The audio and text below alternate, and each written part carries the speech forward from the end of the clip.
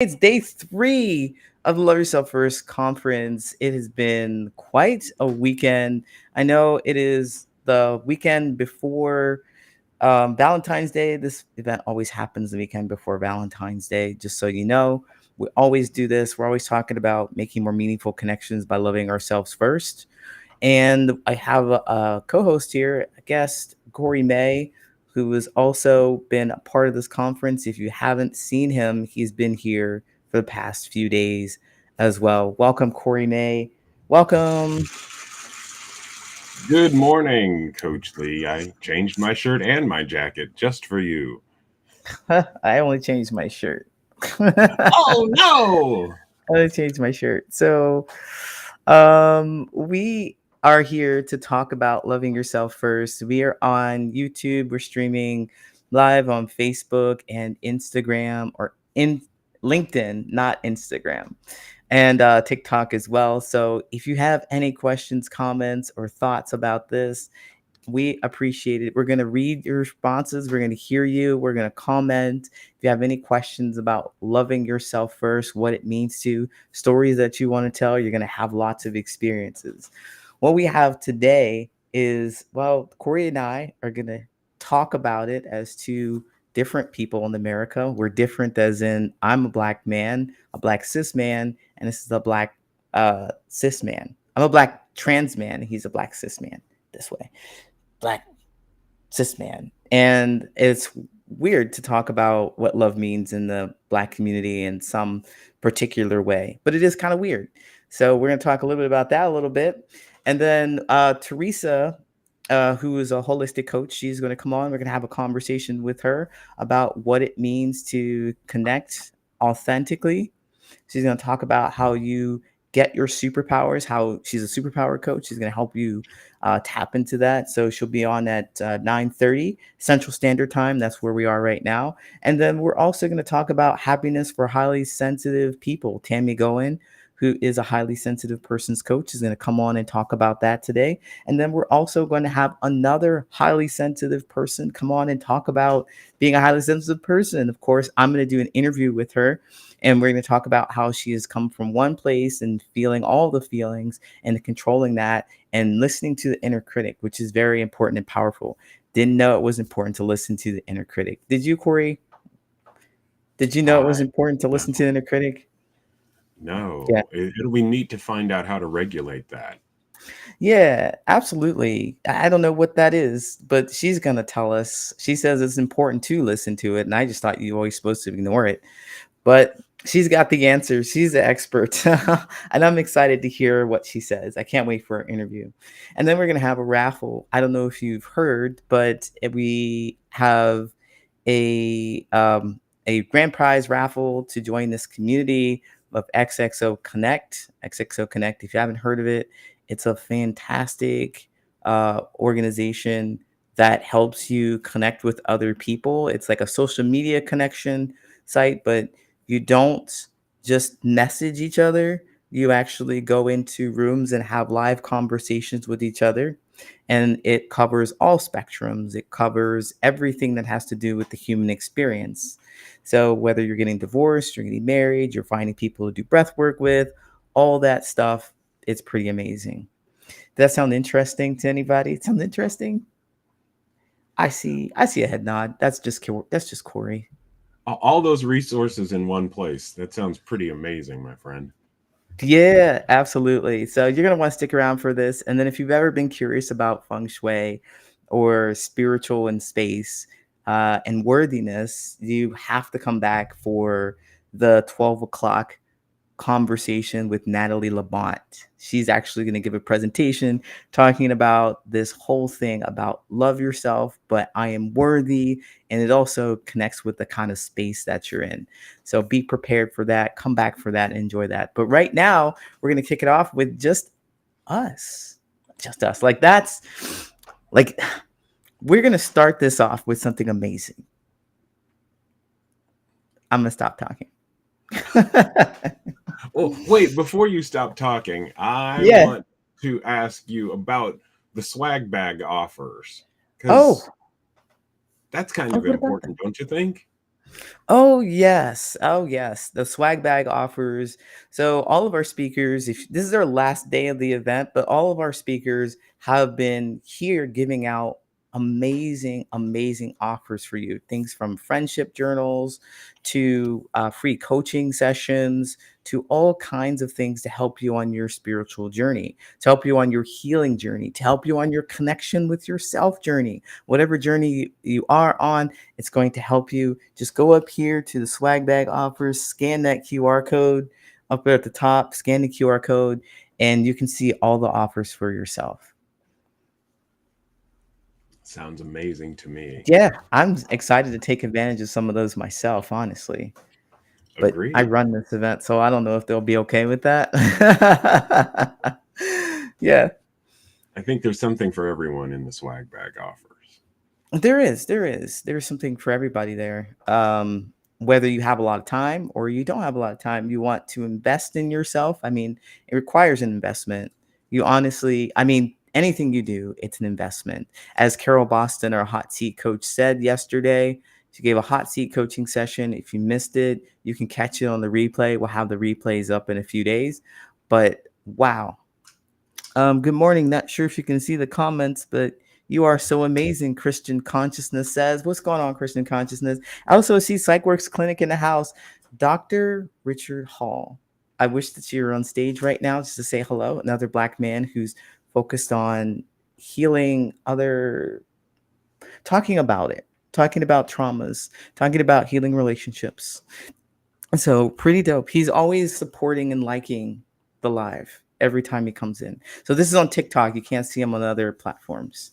Is it possible um, to get him a link so that he can come online? It would be interesting to have another black male face Oh, on screen. I don't think it would be because what we have like what does he say? Did you hear that, Doctor? I'm like, I don't know if it would be because we have like 15 minutes Oh, and then I'd be willing to yield some of my time for a professional like that if that were necessary, if it were possible. You know, patterns of possibilities and all. uh the indie Dan, he just like sending some clap emojis. He's like, dude, it's sun. He didn't say that, but I'm like, I don't know what's going on. Dandy Daisy Candy says, I'm on a walk. Sorry. He says he's on a walk. Like I'm tilting my head because I'm reading TikTok. You have to type it into the chat, May. You have to type it into the chat over there if you can, and not the private chat. Because I was trying to type that to you too, and I just couldn't do both. Um, Daisy Candy says, I'm so nervous. I feel like I'm being laid off by my managers. Well, that's pretty awful to have that experience. That's pretty Hmm. awful. Yeah, Any thoughts about that? definite, definitely a cause for concern. Um, no, I mean, It's like, well, well, yeah, it's like, what can we say about it? It's well, obviously, any steps that you would take from this point forward in terms of trying to figure out um, what comes next would be definitely a love yourself kind of thing, because that's what you need right now is to love yourself. This feels like an attack of some sort, and so you've got to go back to the center of who you are and say, I am good, I am worthy, I deserve good things.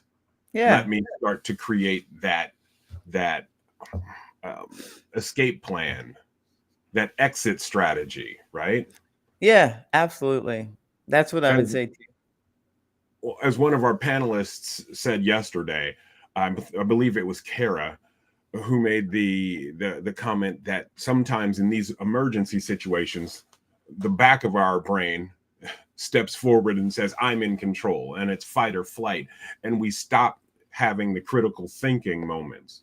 This does feel like an attack, of course. So what's the next step? Center yourself, breathe a moment, and start figuring out what assets do I have that I can deploy strategically so that I can start moving myself forward.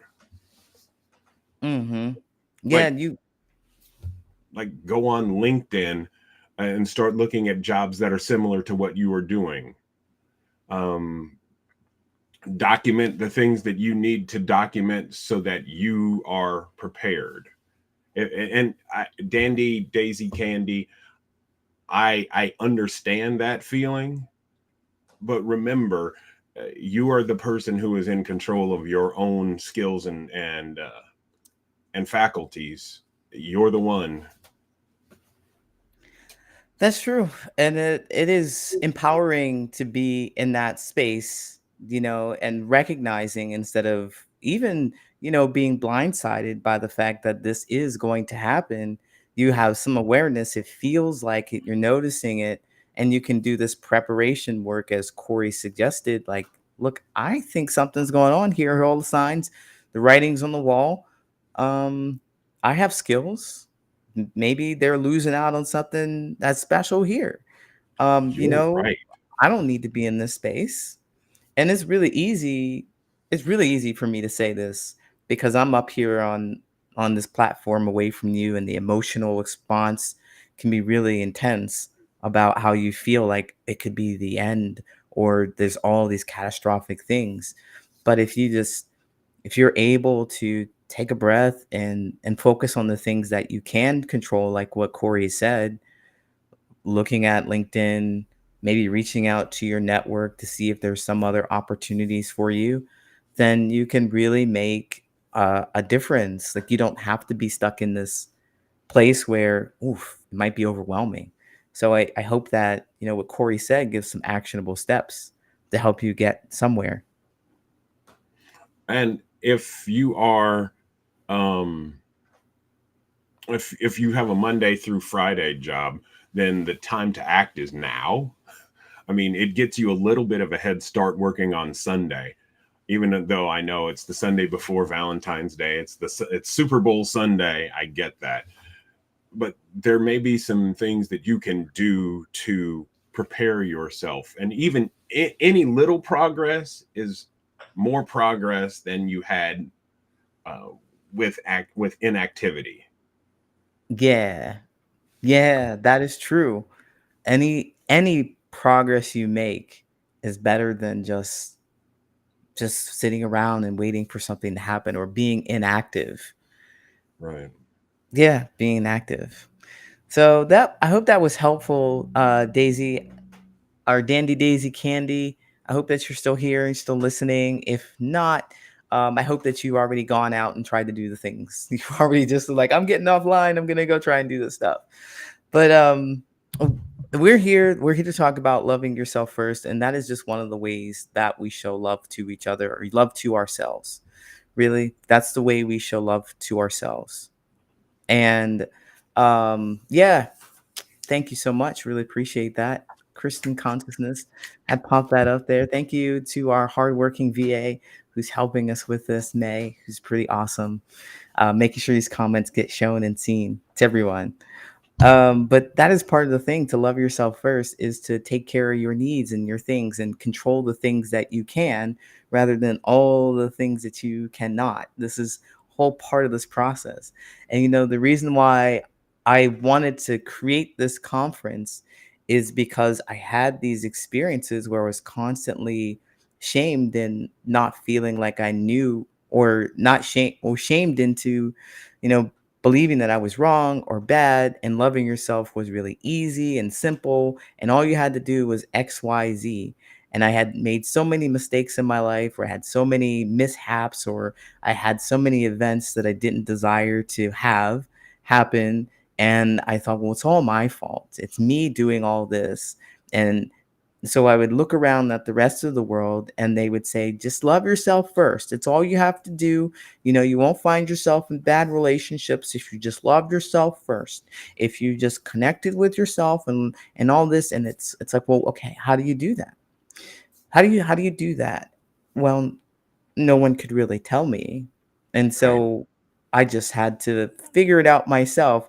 And it was weird because I thought everybody knew, but they looked at me as I'm a dummy, and they weren't going to explain it to me because I'm not smart enough to understand, or I'm not worth their time, or And I was like, I felt just awful about that. And I want to help you all who are realizing, who are experiencing something like that, that loving yourself takes time.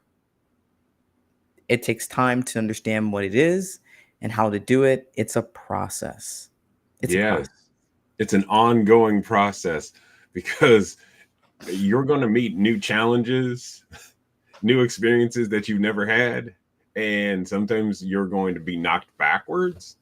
So you need to continually love yourself. The first steps are hard, but as you grow into it, you begin to recognize, like, self-care, the idea of self-care.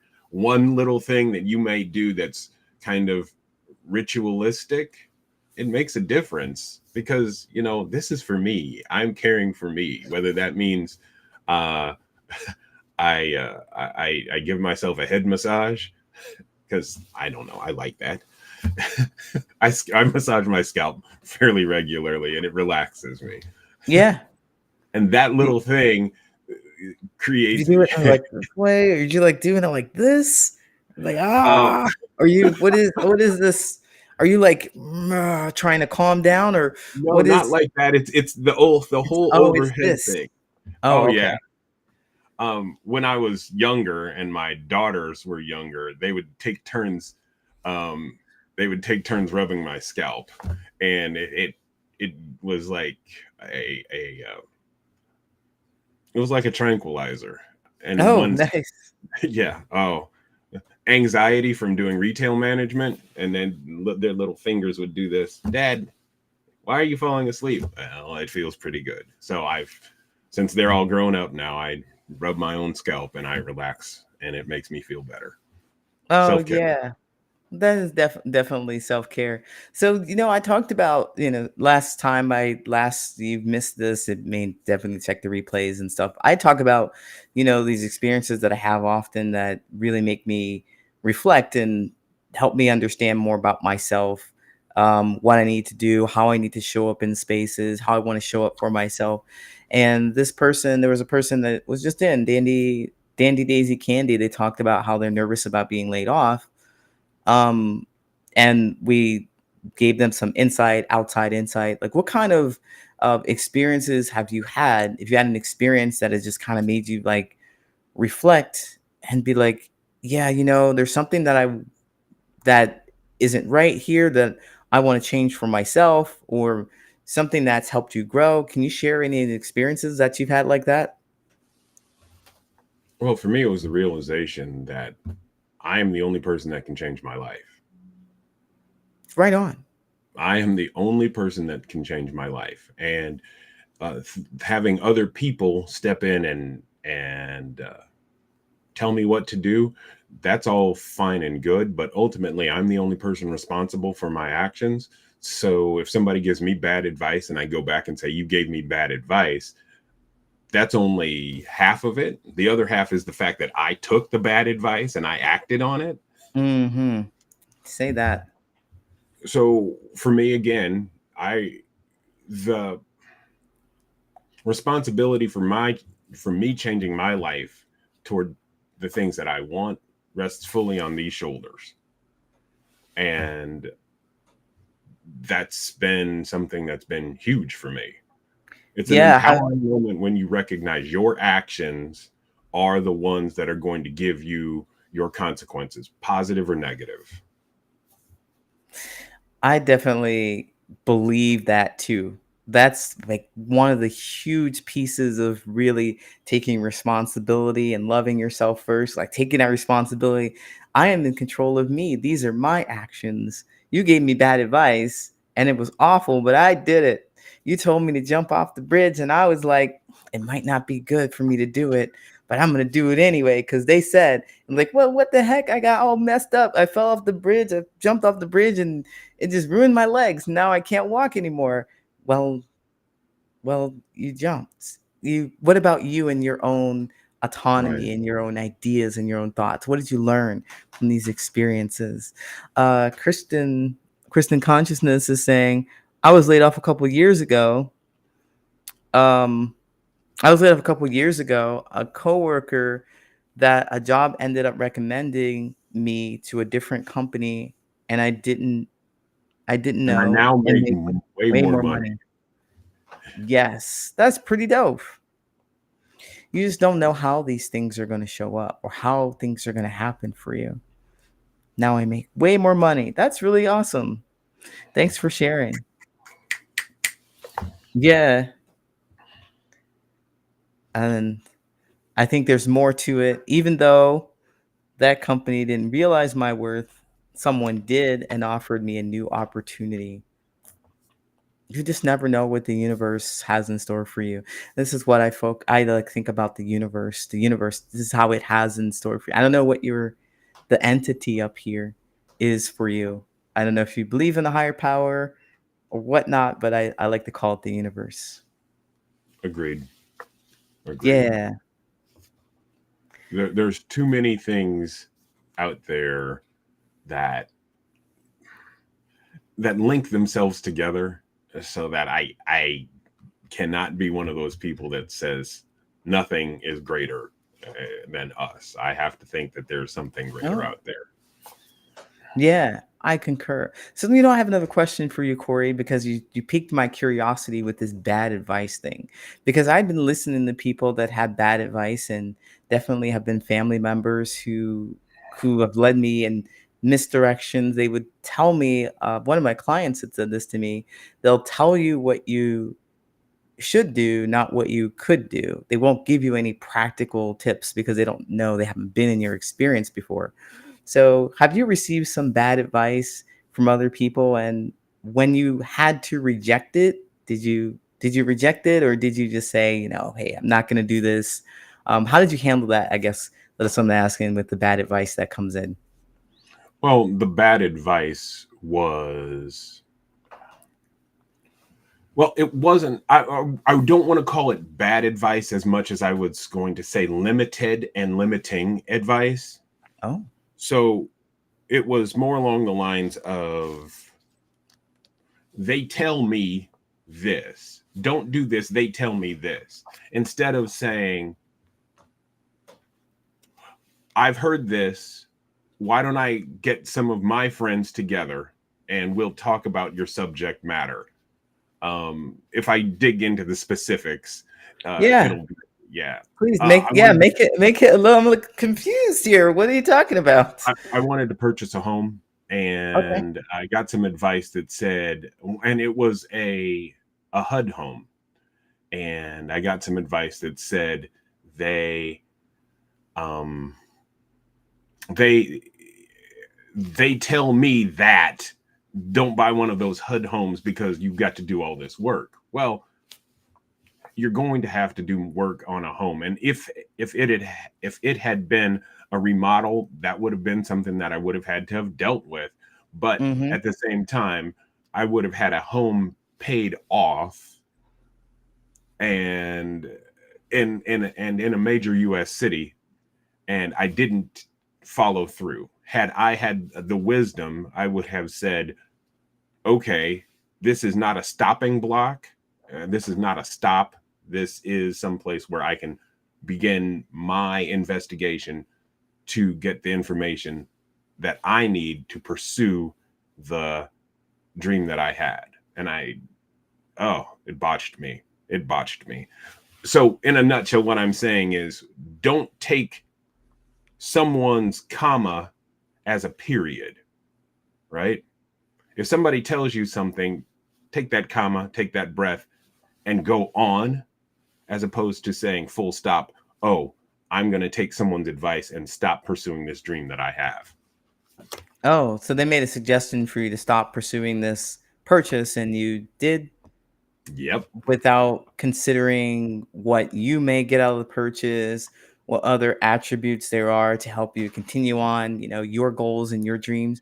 I I'm right with you. I'm right with you with that. You It's know, it I gave them more authority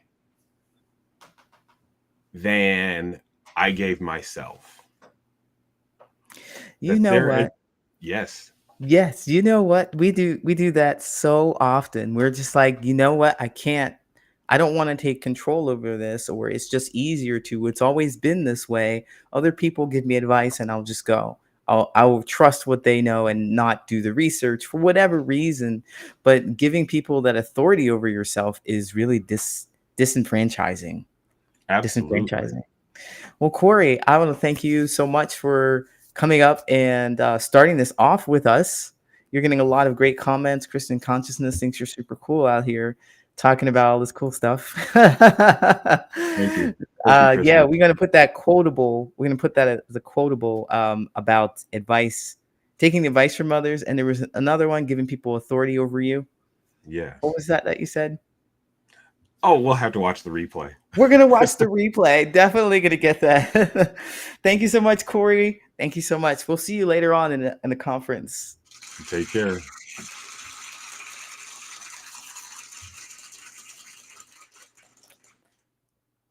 All right. That's thank you so much for your comments, and it was really fun to talk with you, Kory. Good morning, everyone. If you're just joining, it seems like I slowed down just a little bit. That's weird because like I'm trying to pay attention to me and I'm looking at like what's going on. Okay. We are just gonna start. We're gonna keep the show rolling on. We have another guest for you today, Teresa Lisum. Teresa Lisum, she's an experienced educator and spirits educator turned beacon of hope. It sounds like a superhero. And you know what? That's a theme, right? With her certification in unleashing your superpowers, she is armed in her intuition. Teresa offers a fresh perspective on personal thriving. Rather than focusing on weaknesses, she empowers us to authentically celebrate our strengths, urging us to embrace our unique talents and our own zone of genius. Our own zone of genius. So everybody's really smart in your own zone of genius. She's committed to leaving a healthy healing legacy, and she passionately uplifts and inspires women to be confident, powerful, and resilient, aligned with their best selves. Their best selves. Please welcome Teresa Lisum. Dun, dun, dun, dun. I have applause. I have applause. Dun, dun, dun, dun. This is because of the superhero thing. Thank you, Lee. I Yeah. really like So it. you are you even wearing a cape today? Is that a cape? And my superpowers. Now, it's just a little throw because it's chilly here. But Oh, it does okay. I look mean, like it, doesn't it? It's part of my superpower outfit, I guess. okay. I will buy that. It goes right into it.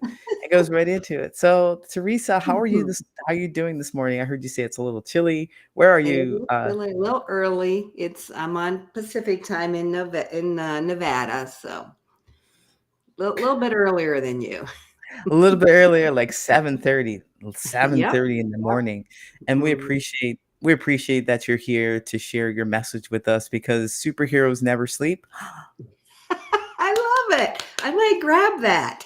You might grab it. Use Okay. that. Thank you. Okay. So we talk about I'm curious to know more about you and what you do. Like how did you well, yeah, tell us about you. And I'd love to learn more about how you got into this business or helping people. Okay, before I start, can I share some thoughts and some feelings with you? I love those. And I I would love love all of those. to make sure that those in the audience hears what I'm saying because we already spoke about some of this with some other speakers in the previous days. So Yeah. I did come into this feeling anxious and a little Oh, bit, nervous, but I learned that it's the same energy as excited. So I reframed it to myself that I'm excited to participate here with you today, Lee. And of course, I had thoughts coming into my head about not being good enough and am I going to be able to serve in a way that's valuable for viewers and imposter syndrome. So all that has been going through my head, but I'm here anyway. I'm going to step up and do this. But I just wanted people to know that it is a practice. And I mentioned this in the panel discussion the other day. That was yesterday, I think, that it's an ongoing process and practice for me.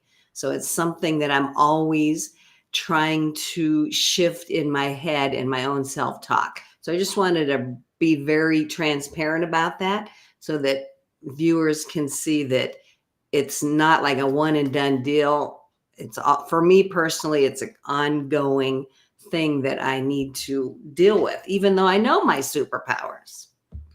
Wow, that's remarkable because even you, who is donning this cape and never sleeps, is feeling this anxiety is a real human thing. It's a real human thing. And so you working through this and showing up, this is what you help other people do by demonstrating it right here. You're showing up. That is remarkable. And I appreciate that. I'm sure that the audience appreciates this too. Like Kristen says, we put a lot of unnecessary pressure on ourselves, and what we can do is just do the thing. Do the thing. Just show up as our best selves in that particular moment and be authentic. And if I mess up, that's okay. So Yeah. I just wanted to be, again, share that with the audience. I thought that would be beneficial for some people. It certainly is. So then, how did you get into doing this? Because to come from a place where, I've been very afraid, of course, and I think we all feel fear at some point, but really paralyzing fear has just made me not want to do something that I thought I wanted to do, that I thought would be beneficial for me. And then I just wouldn't do it. I let the imposter syndrome back me out of it. So how did you get to a point where you've decided that, even today, you're going to just do do the thing? How did you get to this point? Lots and lots, many, many years, lots of modalities, lots of wonderful people that have led me and guided me and poured into me. So it's been a lot of different pieces of the puzzle that have brought me to this point. And of course, it's my own personal effort that I put into it as well. But I've always kind of struggled with self-doubt, not believing in myself, not seeing my value, feeling unworthy. That's just how I grew up. And so I had to unpiece that over the years. So it's been a long journey. I wish it would have happened sooner in my life than it did, but that's okay. I can lead as an example for other people and younger people, hopefully. So I would tap into this strengths community, and they would talk about knowing your strengths and understanding and embracing them and blah, blah, blah. So I Well, kind of blah went, blah blah. Okay. I really found it intriguing and it resonated with me, but I didn't know where to go with it and what to do with the information. So it was first introduced to me through the company doTERRA and their essential oils company. So that's where I first heard about the strengths. They introduced it to us in a training. So we all got the same information. We all were encouraged to go and get our strengths line up by taking the Gallup Strengths Assessment. And it's like, ooh, this is really cool. I love this. Yes, this sounds like me. Okay, now what? So, and I heard that from lots of other people. They just kind of put that on the back shelf. It was cool information, but where does one go with it? We were not given any directions. So my mentor, who got the same information at the exact same time as me, he kind of took it and ran with it because it was just an epiphany to him. So over those years, he has honed this whole process around embracing and loving and using your strengths with intention. So that's where I learned from him, and it's really impacted me and empowered me and allowed me to see my value and my worth. And it's something that I come back to and revisit on a regular basis. I was doing it daily, looking at my strengths. I do it multiple times a week. But it's just Yeah. very empowering, and it reminds me who I really am. And Yeah.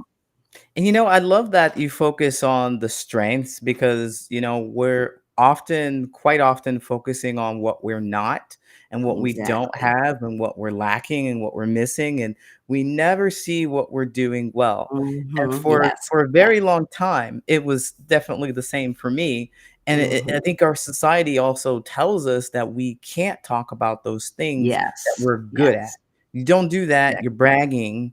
You don't do hmm that. Don't talk like you're smart. If you're so much better than Yes. everybody, that's Yes. not real. That's not real, and it's really defeating. I think it makes us look at ourselves really small, and that's how I've been living my life for so many decades.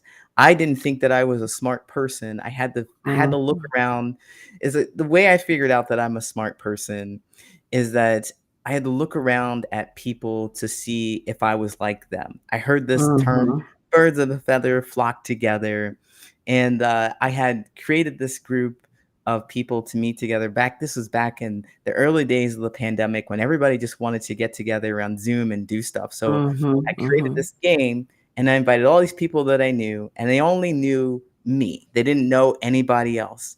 And when they got on this Zoom, there were like 8 people here, and they all had a degree of some kind. Some of them spoke different languages. They had an advanced degrees. They had this vast knowledge.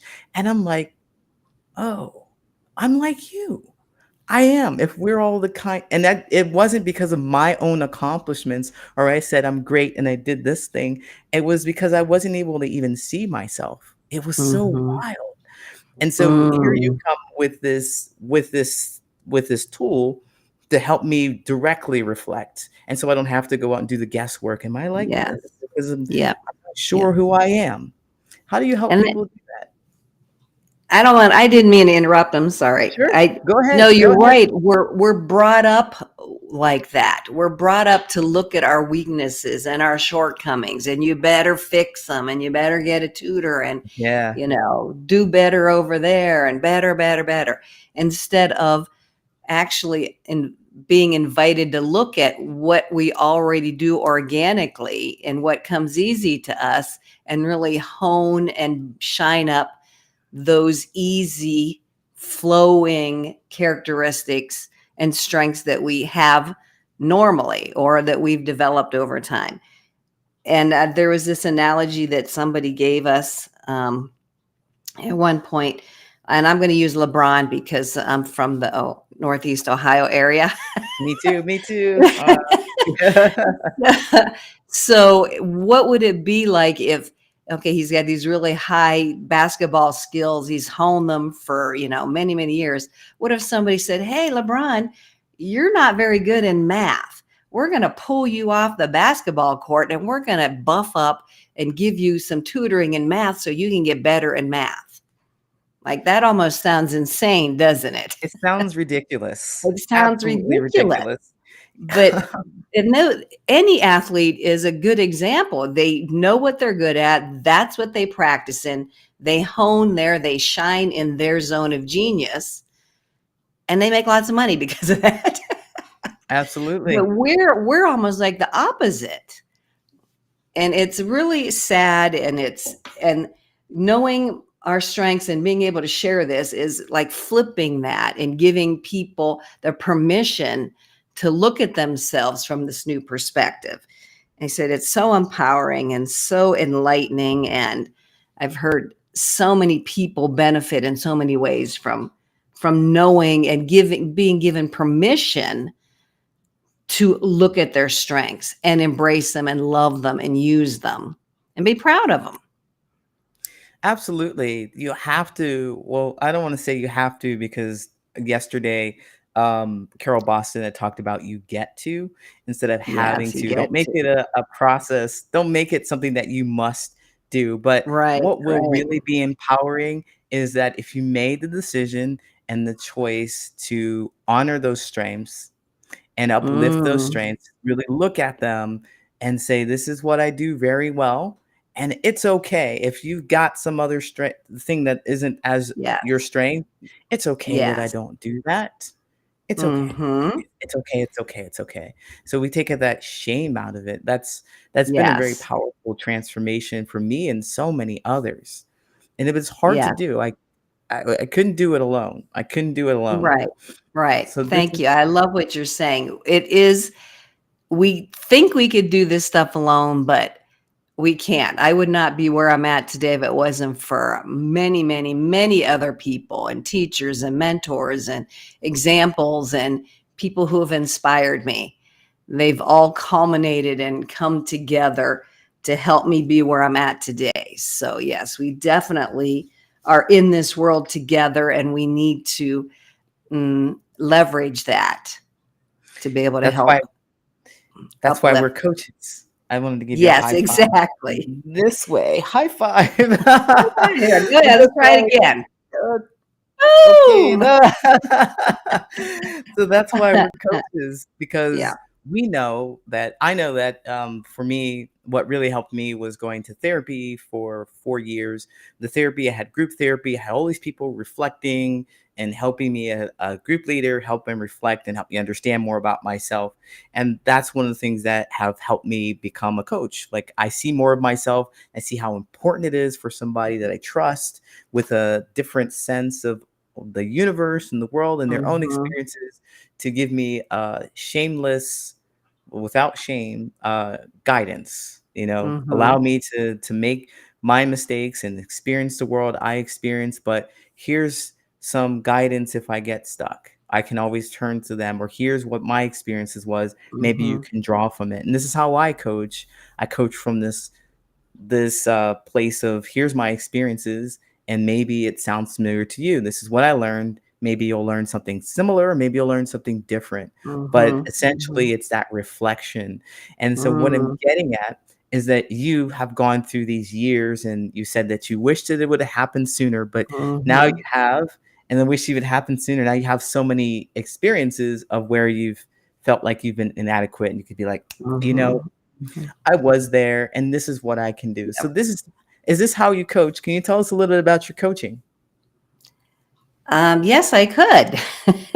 Yeah, I'm So, excited to I mean, know. there were so many things you said that I could jump off on, but I won't. I'll try to keep it tight. We could probably talk for hours. So I have a simple tool, and it's the Gallup Strengths Assessment. Some people have heard of it, some people have not. But it's a half-hour assessment, and Gallup, has used their multi-year billions of dollars resources to be able to put this together. It's very efficient. It's very spot on, I'm finding. It's very spot on. So once you take that assessment, it spews out a report, and you can purchase just your 5 top strengths, but it's highly more beneficial to purchase all 34 of them. So you'll get a report of 34 strengths, and some people call the bottom 34 weaknesses, but I don't. They're just strengths that aren't serving us in any way, and we don't need to worry about those. But once we have that report of 34, man, we can just take off. And we focus on the top 10 strengths. That's your zone of genius. That's where you're most productive, most creative, most energetic, or most energized. That's where you're most authentic. So if you can learn to leverage and love and embrace those top 10 strengths, then you can apply them to any area of your life. And they're Mhm. just so empowering. We take a little look at your bottom strengths, but we don't spend too much time there. Our main focus is on those top 10. The strengths in the middle, we don't really pay attention to, because any of those other strengths are just neutral. They have no energy to them. For you, your most important are those top 10, and you can do anything within those top 10. And I'll stop and Yes. take a breath there. So, I if you love have it, any because questions. I'm like, I'm dying to jump in. I'm dying to jump in because I'm super here. I'm just like, I love the reframe about you. There's no weaknesses. That wasn't a word that you Mhm, used. You said, I have mhm, top strengths, I have middle strengths, and I have lower strengths. Everything that you do has power and mhm, impact. That's Yes. I Yes. think that's what I'm hearing. Everything that you do has power and it has impact. And maybe the bottom strengths aren't the ways that you impact the world in the way you want because it's not your strength. It's not the best Mm-hmm. thing that you can do. But if you focus and hone in on those things that are really in your wheelhouse, you Yeah. are Yeah. going to feel more empowered. And Yeah. I love this a lot because I remember when we first talked about it, I had a little bit of difficulty getting my head around it, but I think I really got it today. It's like, yeah, there's power in everything that you do. It's just There everything is. that you I do. love that. Another Yeah, catchphrase I'm going to grab from you. Love that. There there you is go. power and impact in everything we do. Hmm. And we almost have to give ourselves permission to accept that. Yes, we do have power and we do have impact, and give ourselves permission to have that power and impact. I don't Yes. know about you, but giving myself permission is always something that is like, oh, okay, I give myself permission to screw up, or I give myself Yeah. permission to, like not be perfect. Like once I do that, I like take a sigh of relief, like, oh, okay, good. Yeah. Yeah. I used to think quite a bit. I used to think, how do people just do things? Like, who gave you permission to just do what you want to do? Like, who did that? Where do I get permission to do what I want to do? Because I just can't do what I want to do. And I remember talking to a coworker. I was 26 and I was just complaining about life.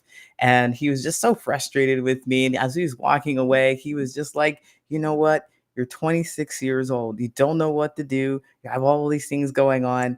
All you need to do is change it. Hmm. Just Yep. change it.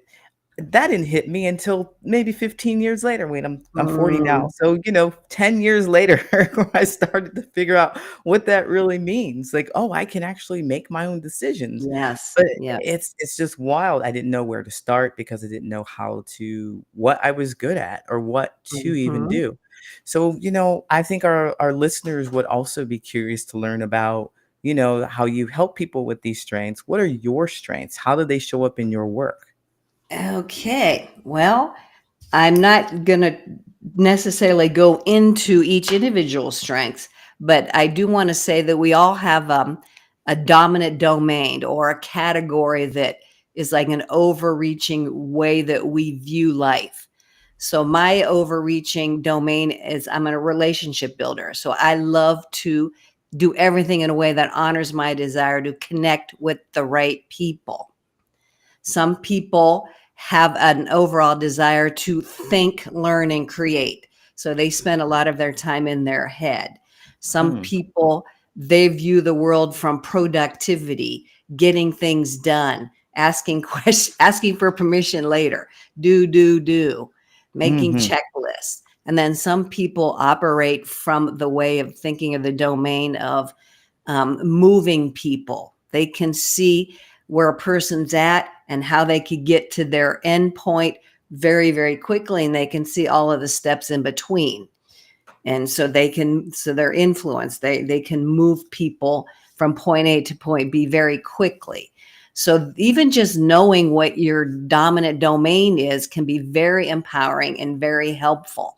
I had one woman who, after we went over her strengths, she realized that she was very high in one of her domains was strategic thinking. She loves to think, learn, and create. She had forgotten the creation piece, that she loves to create. She just forgot about it. She hadn't done it for years. She was Mm. into other things. And so just that one little bit of information allowed her to give herself permission to tap into her creativity more. And it like opened up a whole new world of painting, which she kind of came back to that she had done earlier in her life. And it was just really freeing and empowering for her to just know that that one little piece of creativity is something she forgot about. And it kind of gave her a renewed sense of joy in her life. Wow. Yeah. Don't forget about those things that bring you joy that are strengths of yours that you Yeah. enjoy. Like, Yeah. it's Yeah. so easy to go back into that pattern of not looking at the things that we're good at and we like, but looking at the things that we are not that are our bottom strengths, rather. Well, and what other people are telling us, and the media and everything that's coming into us are giving us all these messages and the ways that we should be thinking and we should be doing and blah blah, do this and do that. Whereas if we can just focus on our own strengths and give ourselves permission to allow our strengths to move us forward, that's where we're empowered and that's where we feel our best. So, and I know we're running short on time here, but just a couple of my strengths. I love learning. I am a lifelong learner. I love to learn about everything and anything. That's one of my strengths. I can see the connection between everything and every person. Like, I know we've been brought together for a reason, Coach Lee. I knew that from the get-go. So that's how I connect with people. I just trust that they've been brought into my world for a reason.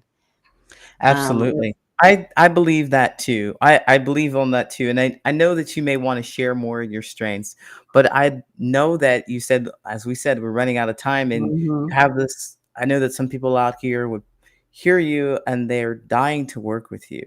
They're interested in knowing more about how they can reach out to you. But I understand that you have an offer here for us today. You brought something along called the Essential Release Session. Can you tell us a bit about that? So yeah, really quick, an essential emotion session. That's just another thing that I offer.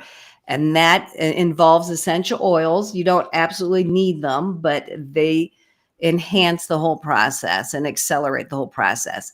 But you come to the session with an emotion that you're stuck on or that's holding you back or causing hesitation.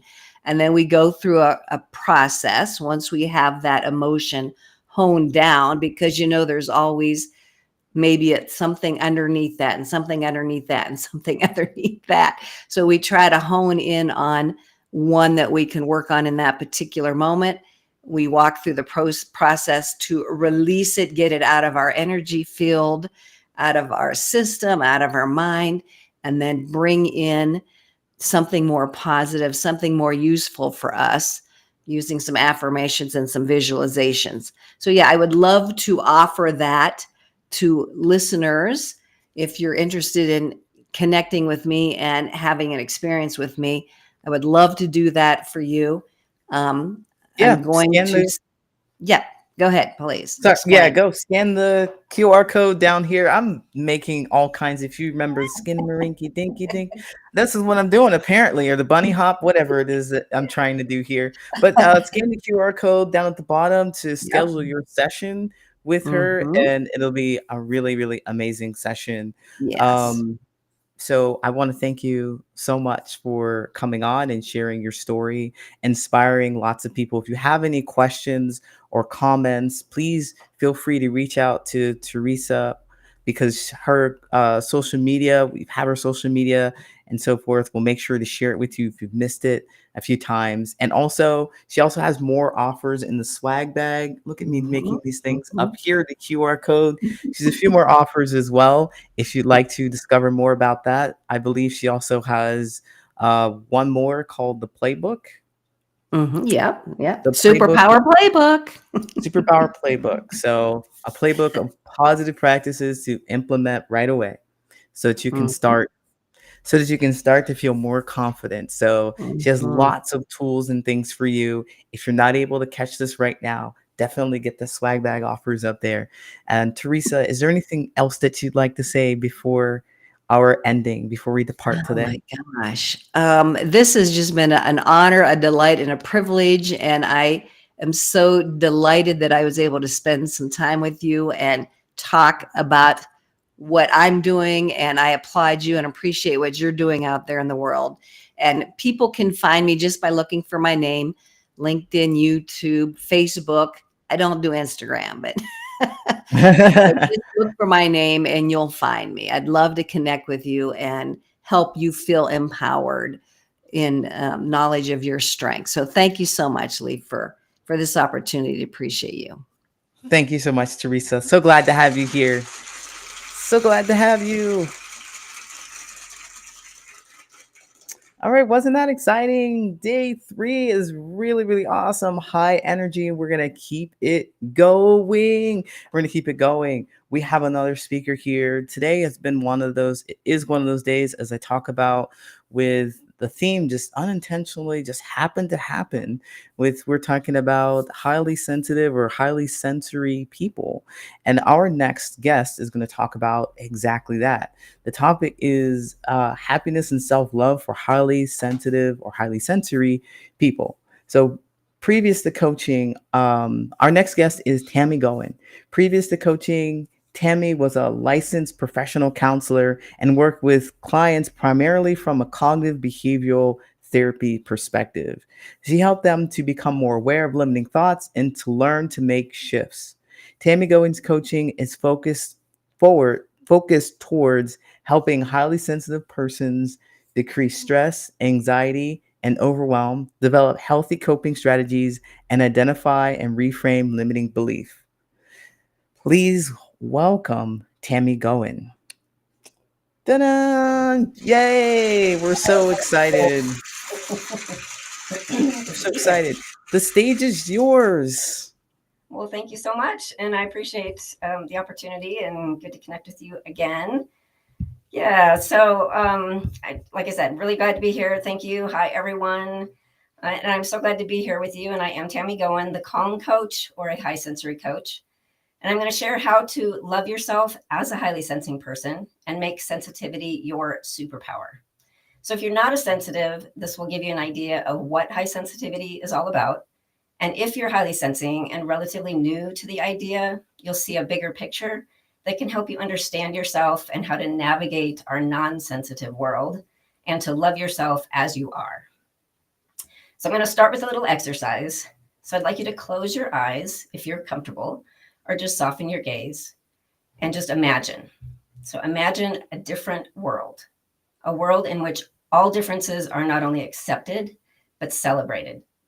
Imagine being able to share your uniqueness, whatever that is, without fear of being shunned or bullied, disparaged in any way, and instead being noted for the amazing things that you bring to the world.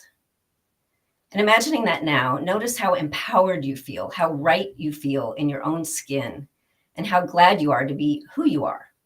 And how does this benefit not just you, but all of humanity and the planet?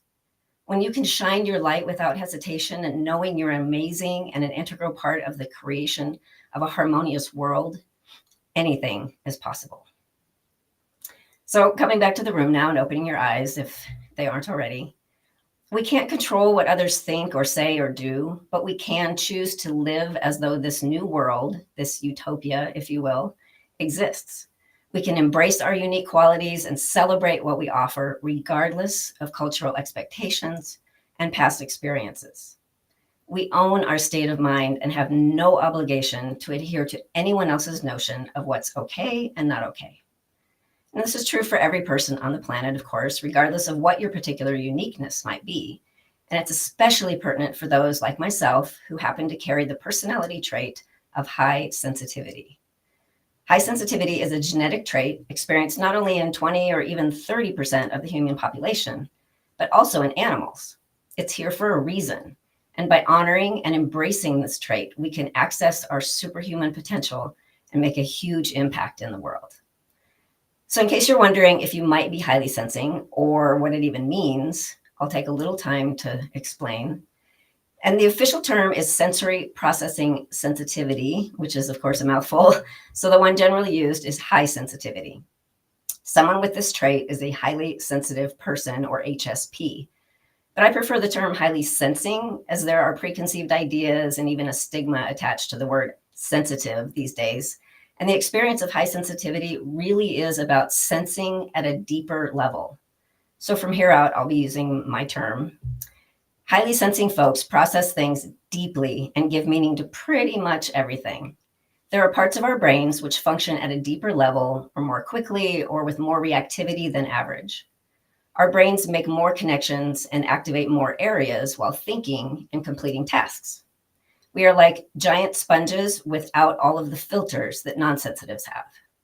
And this isn't just theoretical, but confirmed through various tests such as fMRIs and EEGs.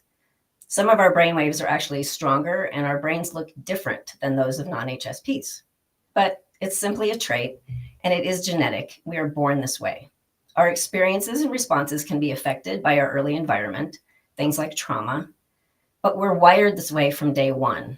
Research has shown an ability to predict sensitivity by fetal activity and reactivity in the womb. HSPs tend to hear throughout our lives that we're too sensitive, that we need to grow a thicker skin and learn to let things go. Our nervous systems are more amped to begin with, and we can become overwhelmed much sooner and more easily. We can be affected greatly by others' feelings and energy, by criticism and the need to be perfect, by deep compassion and seeing so many things that aren't right with the world. HSPs can also be seen as asocial because we can opt out of large group or noisy activities or cancel plans at the last minute. But this is generally due to a reactivity, overwhelm, and lack of bandwidth issue rather than lack of interest. We can be rattled by deadlines without enough preparation time and inflexible schedules, and we can overcommit. We can be rather poor at setting and maintaining boundaries, choosing to not make waves and make sure everyone else is happy and not upset, often to our own detriment. And unfortunately, this can lead to resentment as well as overwhelm. And often highly sensing people can become mired in imposter syndrome, second guessing our abilities, feeling like frauds because our own expectations are so high and we see ourselves as so different from typical. So considering all of these experiences, it's easy to see how we might also be prone to higher levels of anxiety and depression, and even turning to substances or unhealthy behaviors as coping strategies.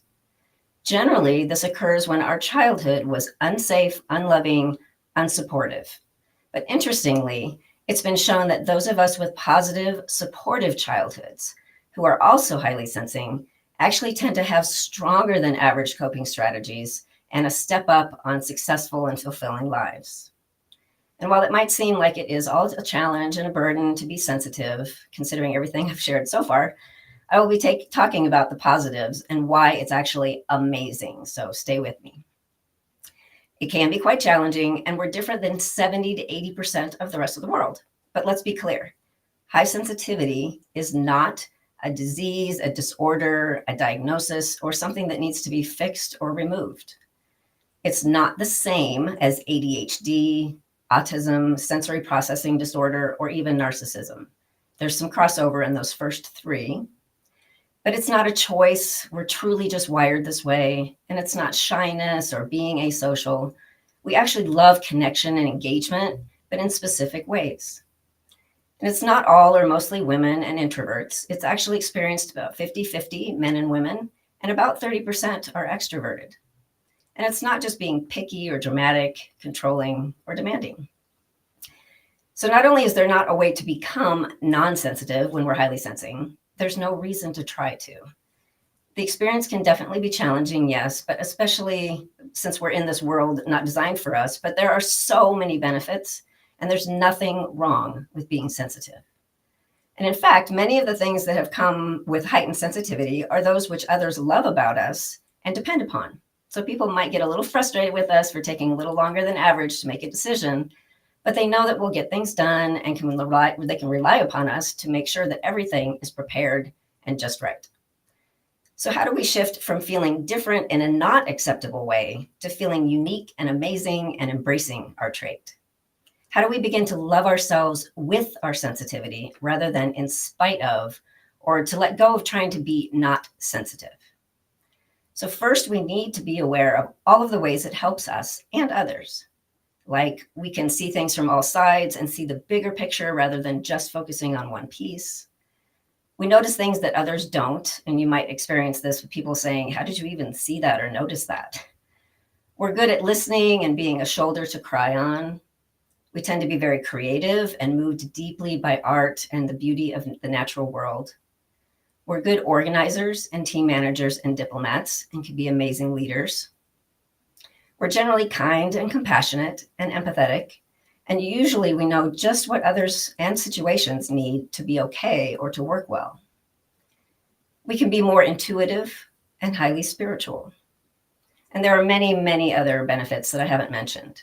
All of these benefits, though, help us to be strong and equitable leaders, to show up as creatives, providing beauty and enjoyment to the world. And in fact, a really high percentage of your favorite writers and musicians, actors, artists are also likely to be highly sensing. These benefits allow us to be great friends, to be dependable, and dependable as employees and team members. And research even shows that we tend to receive a little higher performance ratings at work. They help us to use our past experiences and consider future possibilities when implementing current solutions. They help us to analyze social cues and facilitate harmony, to be self-reflective and adjust output as we go along, and to connect with others and the greater universal energy. As a highly sensing person myself, I learned that we don't need to try to be less sensitive or hide our sensitivity. We don't need to be like others. We can celebrate it, honor and hone our unique skills, and through our sensitive lens, shine our light on the world. With the right tools and mindset, there are no limits. Now, like with most things, high sensitivity is experienced on a continuum. So perhaps you consider yourself highly sensing, but some of the things I mentioned don't really ring true. If we all take the same quiz, we might have a range of the amount of, yep, that's me responses, but still be considered highly sensing. And we might resonate a little bit with some of the situations and a whole lot on others, or we might be pretty sensitive across the scale. It's not cut and dried, and we're all still really unique and experience our sensitivity in our own ways.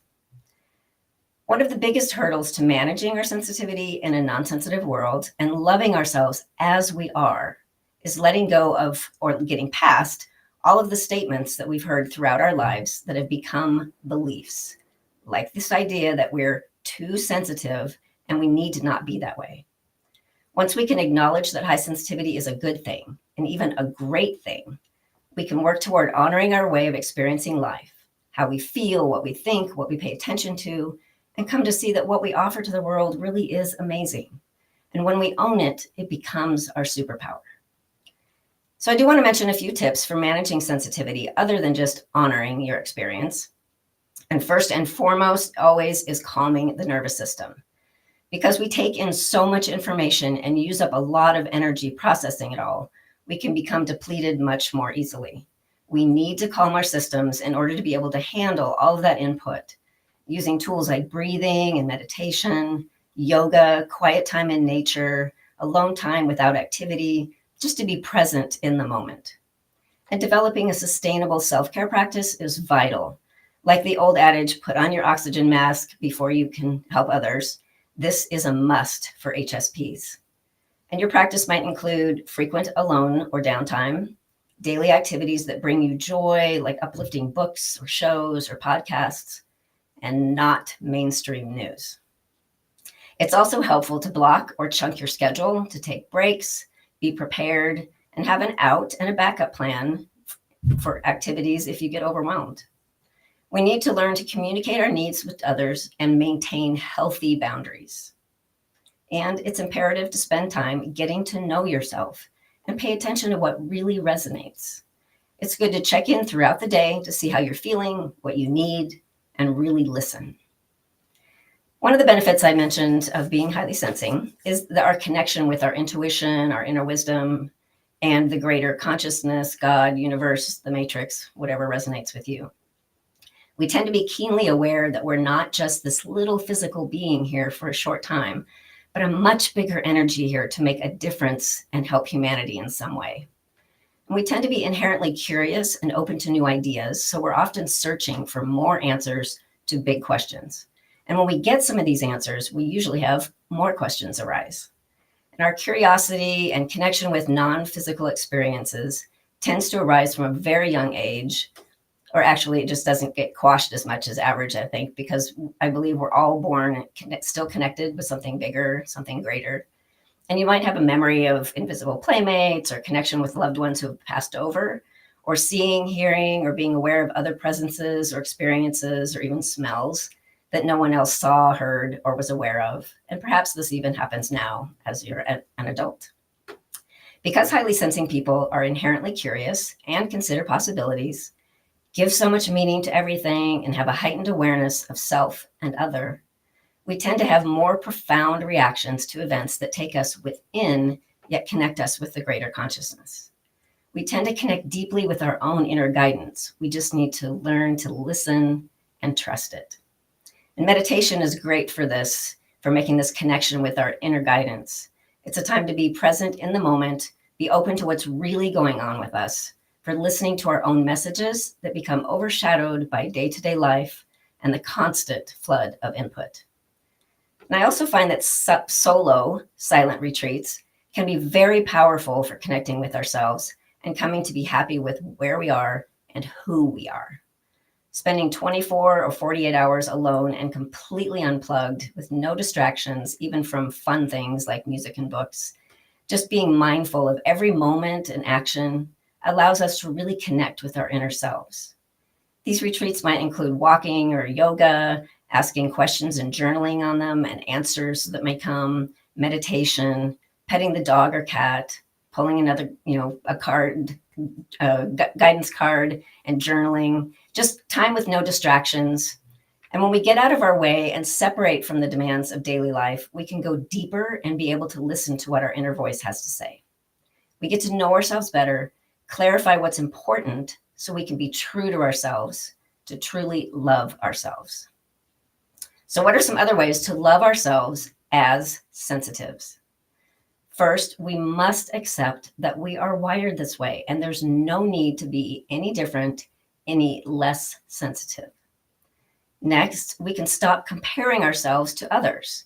This is important for everyone, but even more so for HSPs.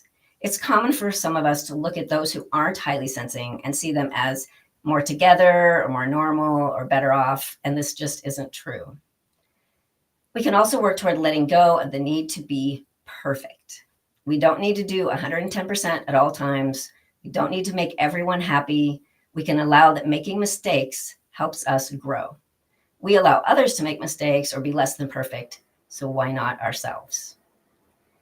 And you can start a gratitude journal to keep track of everything that your trait helps you with or how it makes your life richer and more vibrant, all the little pleasures that others just don't seem to notice that brighten your day. And there are so many things we're aware of that others aren't, and it's easy to take them for granted if we're not mindful. We must stop apologizing for being sensitive. We, of course, need to own our own feelings and our behaviors, but being highly sensing isn't a flaw, and we don't need to adjust our experiences or our perceptions in order to please others. You can make sure to embrace creativity in your life. This doesn't need to be artistic, though it certainly can, but make space for something on a regular basis that allows your creative side to come out. Since we tend to be quite creative as HSPs, this helps us to honor our deepest selves. You can surround yourself with supportive, even other highly sensing people. When you come to honor yourself as a sensitive, you tend to start attracting other HSPs. And having an inner circle of those who understand you is incredibly supportive, and conversations are that much more fulfilling. And you can set and maintain healthy boundaries rather than doing everything for everyone else all the time. You can say no sometimes to others, especially if you're overcommitted or overwhelmed, and say yes to what you want, what resonates, and what's good for you. And it's good to talk about your sensitivity like it's the amazing thing that it is. So let others know that you know it's a special part of you that makes you, you. Finally, it's really important to love ourselves first so we can be the person we want to be for ourselves and for others. And it's important to be connected and of service. HSPs tend to thrive on deep connection, creating and sharing meaning, and we derive great comfort, joy, and sense of purpose by being of service to others.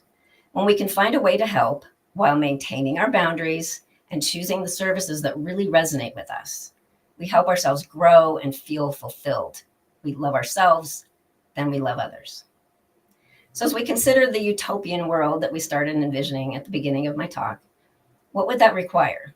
Everyone considering the greater good of the whole and compassion and kindness, thinking out of the box and paying attention to what others are experiencing and honoring those experiences, spreading love and beauty and connecting with the earth and all of her creatures, and adjusting to or trusting our innate wisdom to make healthy, helpful choices. and highly sensing people are predisposed to offering just these things.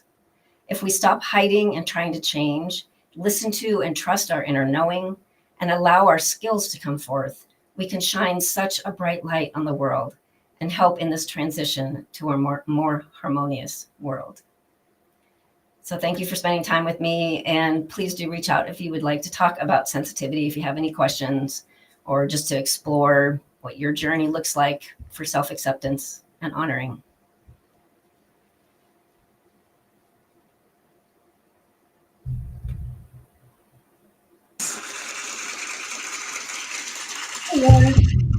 Hello, Tammy. Thank you so much for sharing your insight with us. Actionable steps to help people, HSPs, create those connections with themselves. So they're, essentially, I hear connection with myself because that's all I hear these days.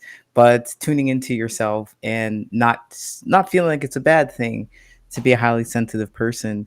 That was, my story. I was like, you're too sensitive. You're too sensitive. Like, oh man, I didn't like that word either, being called highly sensitive. I'm like, I'm not too sensitive, but now I own that stuff. And when people will tell me that I'm too sensitive, or, I can't take a joke, I'm like, yeah, exactly. So this is exactly what's going to happen, just for your own awareness, when you say that kind of stuff to me. I'm not changing this. That's I'm awesome. letting you know. I'm letting you know how I feel, and in hopes that you will do something in response to it that doesn't invoke this kind of feeling. Right. And no, when we look at someone who is giving us that feedback, we don't say, oh, well, you should be more sensitive, or you should do things differently. We tend to come to our own rescue and try to, feel better somehow, instead of, like you're saying, it's like, well, no, hold on. This is me. This is you. So yeah, when we're interacting, this is what I need. You're wanting this. I need this. So let's set those parameters and make that work for both of us, instead of assuming that we need to change to match everyone else. So I love that. Yeah. Absolutely. And, as you were talking, and, Teresa was up here talking about the superpowers, I was thinking about, I used to love the X-Men and superpowers. And there was this character, Jean Grey, who has this, and there's Professor X, who has the ability, the psychic abilities, and they knowing each other's thoughts and people's feelings. They can kind of tune into that. And I think about highly sensitive people as an untrained kind of mental, I don't know, snapshot of what other people are feeling. They're just feeling what they're feeling. Like, oh, geez, I don't know why I'm feeling all this stuff. How can I fix it? And you are a person who helps people do that. Can you tell us how you help people with that highly sensitive, with HSP? Yeah. So with almost everybody, whether highly sensing or not, I always start with the nervous system. And, I mentioned in my talk that that's like the primary thing, is that we really have to have a handle on our nervous system and allow that to calm down so that we can manage everything in the rest of the world. So I always start with that, and making sure people have a really good practice, self-care practice, but also specifically to calm that nervous system, so that we're not, amped up all the time. Because if you think about, we have like an input bucket and an output bucket, and we have all of our energy that gets used up as all of the input is coming in, and that one's getting used up or filled up, and we get out of balance, and we need that energy level to be able to manage everything. So we have to have tools for doing that, because otherwise that imbalance is just too much. We get overwhelmed, burned out, exhausted. Absolutely. So we definitely start with that, and looking at what that self-care is. I mean, almost always, as soon as I ask someone, well, what does your self-care look like, or what do you do to take care of yourself? And usually it's like, well, I have meditated, I have tried yoga, I have, there's like these experiences, but there's nothing consistent.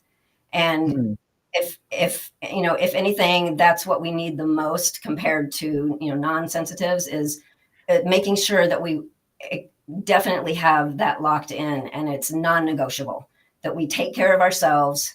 And it's more than just like, yes, love yourself first, but it's also about, like, we have to have this foundation to act upon, because you can't pour from an empty pitcher, right? You can't help someone with their oxygen mask if you don't have yours. And it's really that much more imperative for sensitives who have this bucket thing, where all that input is just getting to be so much and we're depleting ours. So that's always where I start. And then we look at, for one, people have once, even if they're not really familiar with high sensitivity as a trait that, that, oh, this is other people, not just me.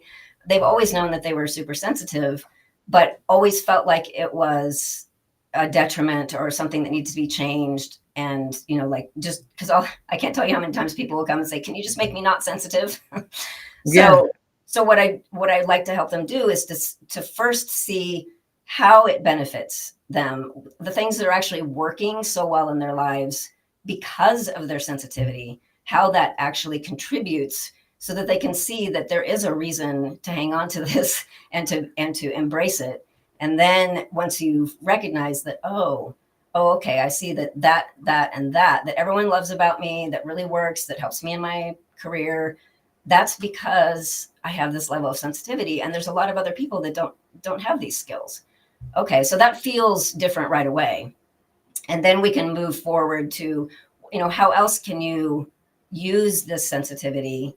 And once you acknowledge that it's a good thing, then you can use it more instead of, trying to push it down all the time. So we definitely focus on those things. And then we also look at emotions and energy, making sure people know how to manage their energy so they're not constantly taking on everyone's stuff and getting overwhelmed. Things that are not even, related to them or not their responsibility, and they're picking up the actual energy and people's feelings. So learning how to, set those boundaries energetically, how to manage those feelings, whether that's, tools for actually releasing the feelings, but also being aware of what those are, honoring them, allowing them, and then allowing them to move out. Because we can also learn that our emotions are too much. And so we can say, ooh, I better not have these big, giant emotions. And so we try to like stuff them down or not let people see.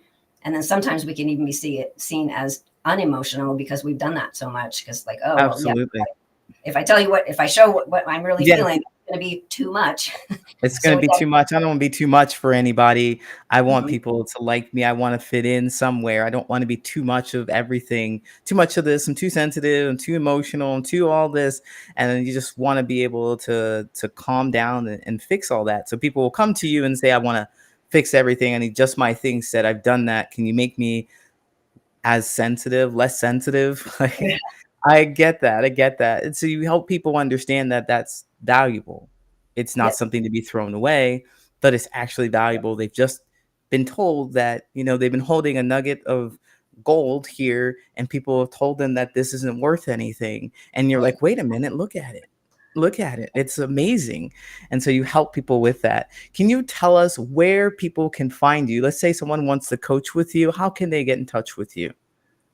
Yeah, they can go to my website, which is just coachtammygoen.com. But they can also go to Linktree and just find me there with my name, just Tammy Goen, and all of the different ways of connecting are there. So, and you can go to my homepage on my website, and there's a quiz for sensitivity if you're not really sure, if you just want to kind of see how you would come out on that. And I have free ebooks on there. There's a variety of different things. My blog post every week. All of those are available, of course, on my website, but they're easy to get to from Linktree. And they can just schedule a free consult. It doesn't cost anything to connect, to see if we would be a good connection, because that's really important too for highly sensitive in particular. Really need to feel that solid connection and working with someone so that they can really be vulnerable and move forward. So I definitely offer that as an option. All right. Yeah. Thank you so much, Tammy. We appreciate you. I hope that you have a wonderful afternoon today. Thank you so much. Take care. Another round of applause. Yay.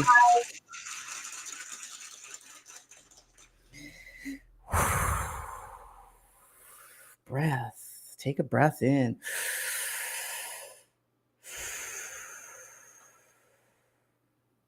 This is the part of the program where we wanted to slow it down and relax.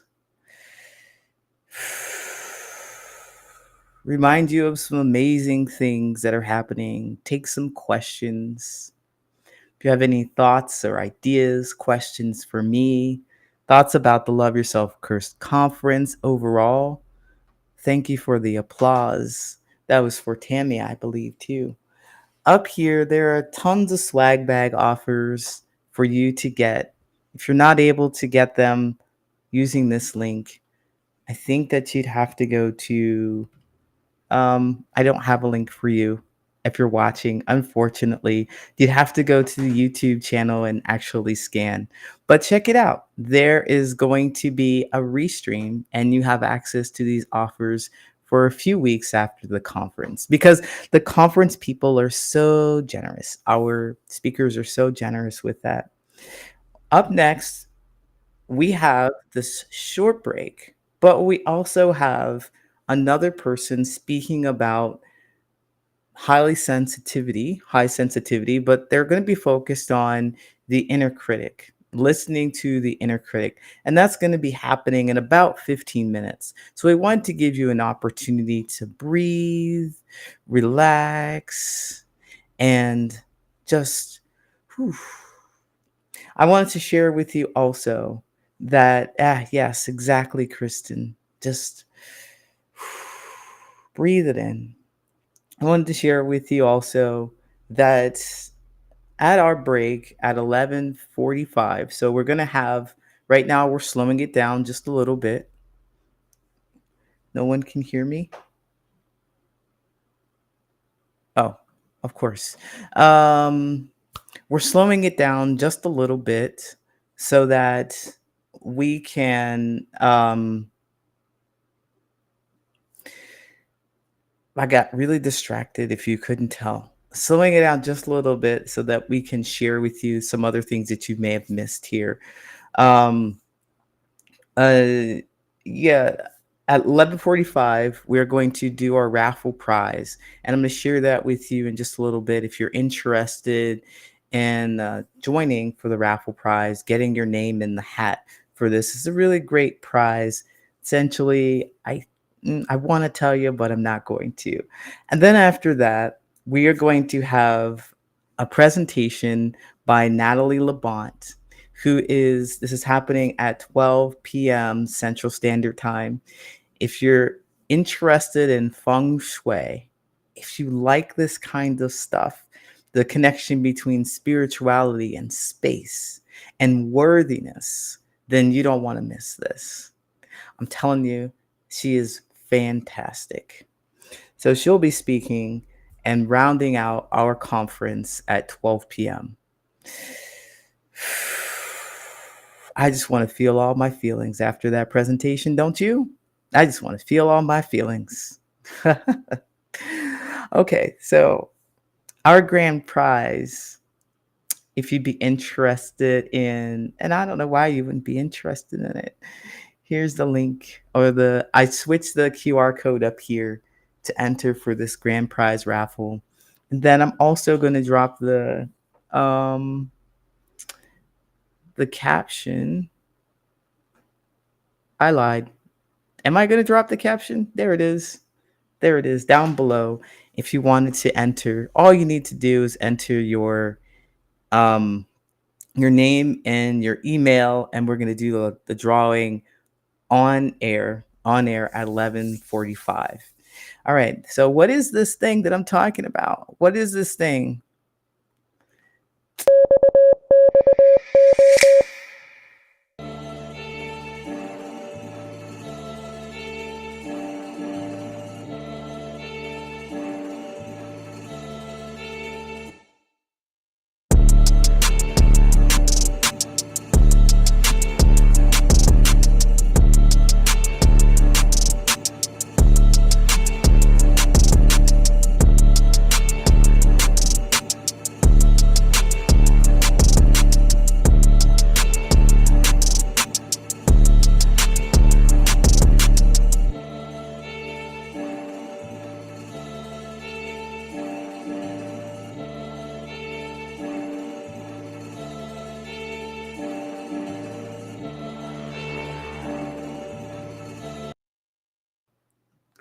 Wait, did you get it?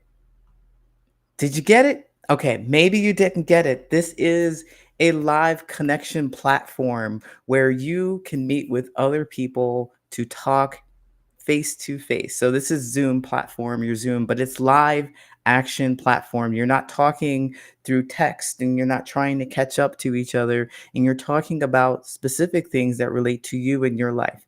I imagine this platform as if you go into a house, you have access to this house, and there are many rooms in the house. And in the rooms, people are having conversations about things that you might want to talk about. You might want to talk about, right? So you go into this room and they're talking about divorce because you've been through one or you're having an experience right now. Maybe they're talking about breath work in this room. Maybe they're talking about physical training in this room. Maybe they're talking about other human things. Other human things is, TikTok would censor me for some of those things. But essentially, it's for all parts of all facets of our human connection. Maybe there's a room for highly sensitive people and you want to talk to people who understand your experiences. The point is that there is a room for all kinds of things to talk about that are uniquely related to you and your human experience. So you're able to talk to these people for one full month. One full month. It's a um, $99 grand prize. So it's $99 a month. But if you enter, you'll have access to it for a full month. You'll be able to experience it yourself and actually talk to people about your experiences instead of trying to connect with them and it's not working and you don't know how to reach out to them or they're not responding to you and things like that. So we're really, really, really hoping that somebody out here today takes that prize. And we already have a few people that have signed up for it. We already have a list, and let me show you what the list looks like really quick. There we go. To show you what the list looks like. We got 11 people so far that are signed up for this, and we'll be happy to put your name on the list. We'll be happy to put your name on the list when you're ready. So go ahead and scan the QR code up here if you want to. And also, I highly recommend you do. What are you going to lose?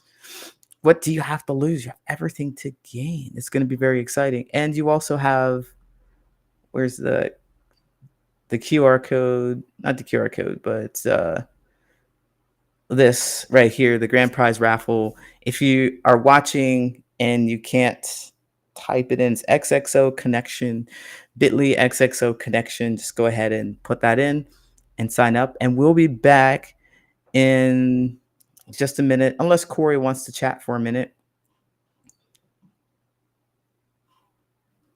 Oh, we'll be back. All right, Kory. Kory's here. Kory, I'm going to give you the stage. Hey, Lee. Hi, Kory. How's it going? So far, so good. I Fantastic. seem to be blurry. You are blurry. I don't know what's going on here. Let me move in a little bit closer. And there we go. We're back in focus. All right. So how are you? How are you, Lee? Coach Lee? Well, I'm doing pretty well. I have to go do something. So I'll be right back. All right. I'll be right back. You got this. Unless, you got me for 5 minutes. You got a captive audience for 5 minutes. As a Toastmaster, this is everything. Well, the easiest thing that I can do, why don't you take care of this and I'll go back through some of our conversation points that are in the chat. Okay. And sure. They all seem to be highly congratulatory of everybody and supportive comments. So let me dig through those and we will go from there. And we'll go backwards. Terry from Patterns of Possibility, someone put this in off of Facebook. Terry, enjoying you and your guests. Great information. Thanks. Kristen Consciousness, we've seen your pose. More applause from Kristen Consciousness. Just May things. I've done that. Can you just make me not as sensitive? I think all of our comments are capturing things that are already that are pretty universal, that other people are saying, and our guests have been giving voice to things that others are feeling as well. Go ahead, be bold and make a comment. It's fine. And it kind of, well, not kind of, I can't stand qualifying language. It allows us to connect you on an emotional level with each other. This is part of community, right? If one of us is saying it, there's a good chance that others may be feeling it as well and haven't been bold enough or brave enough to step forward. This is a place where you can be bold and brave and say the things that are on your heart. Zajani Anderson, I love the transparency. Too often we think others are doing, others who are doing are not struggling. That's a very true statement. People who are achieving from the outside often don't give any indicators that what they're feeling is, well, what they're feeling on the inside is real or valid. There's a lot of times when I'm doing things and people are like, oh my gosh, you're really doing these incredible things, but they don't see all the things that are going on underneath the surface. Kristen Consciousness. Yes, we put a lot of unnecessary pressure on ourselves. Truer words have not been spoken. Deb 6, I love the sound effects. I use them on my lives. Lots of fun. So everyone, by all means, I'm filling in time. If you've got a question or comment, suggestion, we'd love to hear it.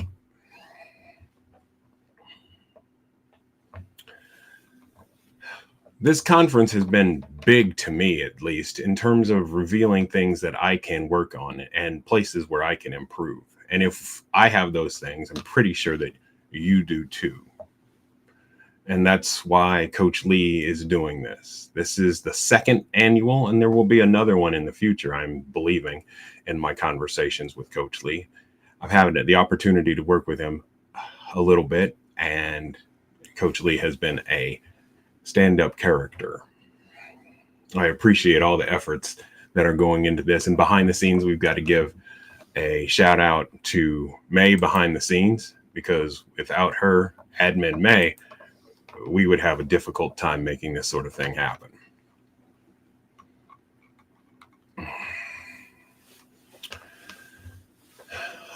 Up next, oh, you're welcome, admin May. Again, one of the things about the inner workings of anything are the people behind the scenes. We cannot do we cannot do anything without valuing the people that make it happen. The technical connections, the expertise, all that happens. And this gives us the opportunity to thank our coaches as well. All of the coaches who have done everything for us, who have donated their time, their talent, their energy, especially the listening skills in which to make us all better. I ask of you to dig into the swag bag and also enroll in the grand prize raffle, because you will get value out of that. And it will also validate our coaches. They've taken time out of their very busy lives to give and give back to the community. Those gifts are worth a whole lot more than what we're seeing on the screen. It's vital that we give them that love back. They're giving love to us and energy to us. It's very important that we are able to do such things for them. Most of all, I also want to thank all of you who are out there streaming on whatever platform that you're on. You've taken time out of your busy day, and it's Sunday. Sunday brunch. You might be missing your Sunday brunch. Thanks. You're here. You're driven to be a better person. And just remember, it all starts with your first step. Friday, Saturday, Sunday, you're here striving to do better. So many nuggets have been imparted by our coaches, and I'm fairly certain there will be a summary of some of those little nuggets that will be given to us. And that's huge. That's huge. I would say invest in the plays as well, because sometimes you Hey, I have returned just for a moment. I know I appreciate that you hopped on and you were able to help us for a moment, but we do have some troubleshooting, some stuff that's happening behind the scenes.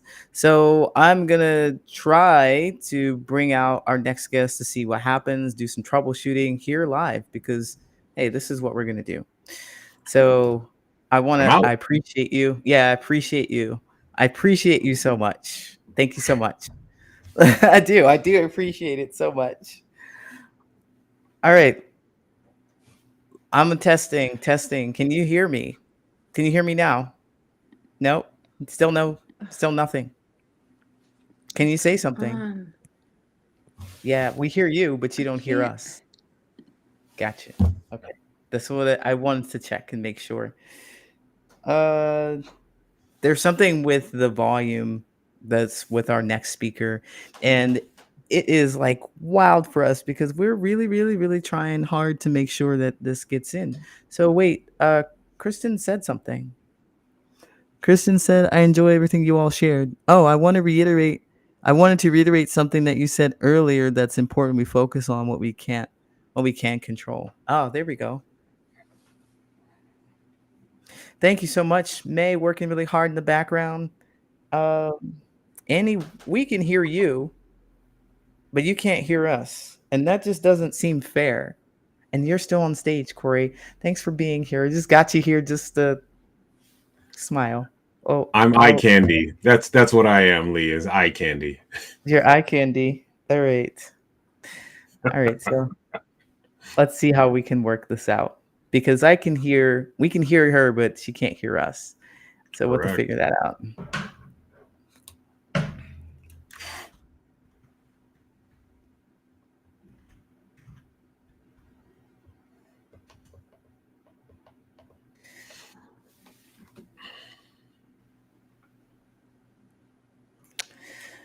All right, let me get you out of here. I appreciate. Oops. I'm glad that you keep your camera off. Otherwise, you'd have popped on the stage many times, May. Click your button. You've caught them times many times. So what I'm going to ask you to do is go to YouTube to hear the sound. If you can, go to YouTube. Because it seems like you have a problem with the sound. And that's the best way to resolve it to our speaker who is there. You can hear us from YouTube. We can hear you clearly. We can hear you speaking. You just can't hear us for some reason. And I don't know what the problem is on your end. All I can think of is the speakers, is the audio, right? And the kind of speakers that you have that's showing up. And whatever speaker that you have might be the problem. It might be something to switch to, but you said it's the only option. I don't understand. But you can't hear any of that because you can't hear me. Fantastic.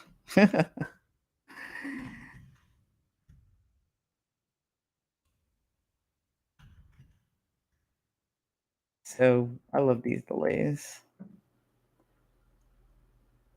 All right.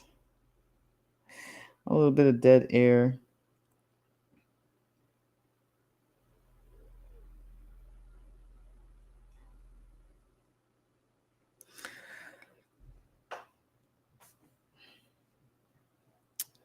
All right. Hey, call me on the line. Call me anytime. Hello. Can you go to YouTube?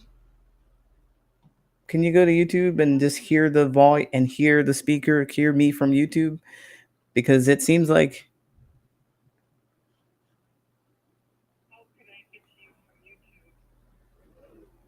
oh, there's an email that I had sent to go to it. So let me see if I can find the email real quick.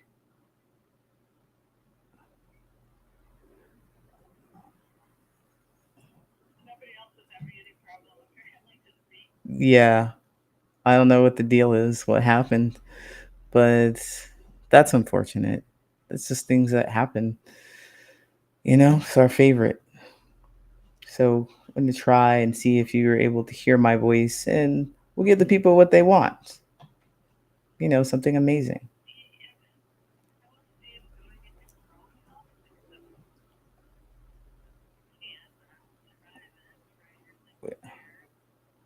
Yeah. Try going into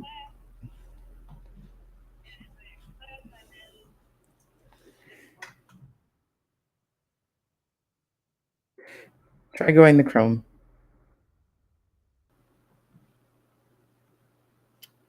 Be fantastic. All right, to oh Corey, yes you are awesome. Someone said. Okay. The question is, can you hear me? The question is, can you hear me? Which one? There's two versions of you, as you've noticed.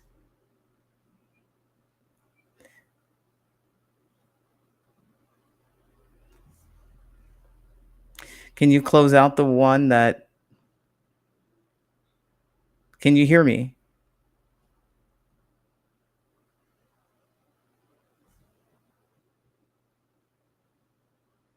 Can you hear me?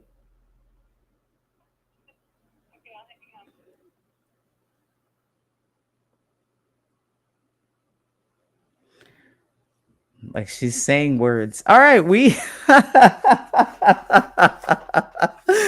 oh man. I just can't help but to laugh at this kind of situation because I don't know, you get to see how the sausage is made or whatnot, or things behind the scenes. Whatever. Whatever. Whatever. Whatever. All right. Listen, I think we're finally on. I think we're on. I don't know. I need a thumbs up from our next speaker to let me know that things are okay. Let me know that you can hear me. It would demonstrate to me that you can hear me by giving me a thumbs up. You could give me a thumbs up if you could hear me. All right. Just making sure. Thank you. Thank you. Thank you. So just so you know, I had nothing to do with this. Just it's all the internet. It's all this technology and stuff that's worked together. We're just figuring this stuff out. And if we were people who were just being frustrated and ashamed of us making missing the mark or making mistakes, then we would be sad and we wouldn't continue on with this. But you've heard enough from me. You're going to hear from another highly sensitive person. We're going to have an interview. Actually, we're going to have a conversation. I'm talking to Annie Notestein. Annie Notestein. Annie Notestein is a certified integrative coach who specializes in working with introverts and highly sensitive people. That's those HSPs that you've heard about. You want to break free from self-doubt and negative talk. She teaches how to quickly grow your self-esteem and confidence by making peace with your inner critic and tuning into your heart so that you know without a doubt that what you truly desire, what you truly desire. Her clients are able to quickly step into speaking up for themselves, create healthy boundaries, enjoy self-compassion, and truly feel worthy and confident. Annie is the author of Your Peaceful Heart, which is a CD or a slash MP3 that provides you step-by-step guidance in connecting with the love and wisdom of your own heart. It includes meditations for love, on healing, on protection to help you transition from feeling vulnerable to secure, and a meditation to help you easily make decisions that support you. That's fantastic, right? We're all looking forward to this. Please welcome Annie Notestein to the stage. Thank you, Lee. It's good to be here. We had some technical difficulties, but we figured it out. Yes. Now we're feeling a lot better. What was the problem? I was in DuckDuckGo, and I remembered I just started training to be a relationship coach also. And I remembered they couldn't hear me on that, and they said, try Chrome. So I tried that, and that worked. So I was like, yes. Yes, it's technology. That's the thing. It's like we don't know what technologies are compatible with which and so forth. But it was really, really, really awesome to work through that here and to show that it's, a process.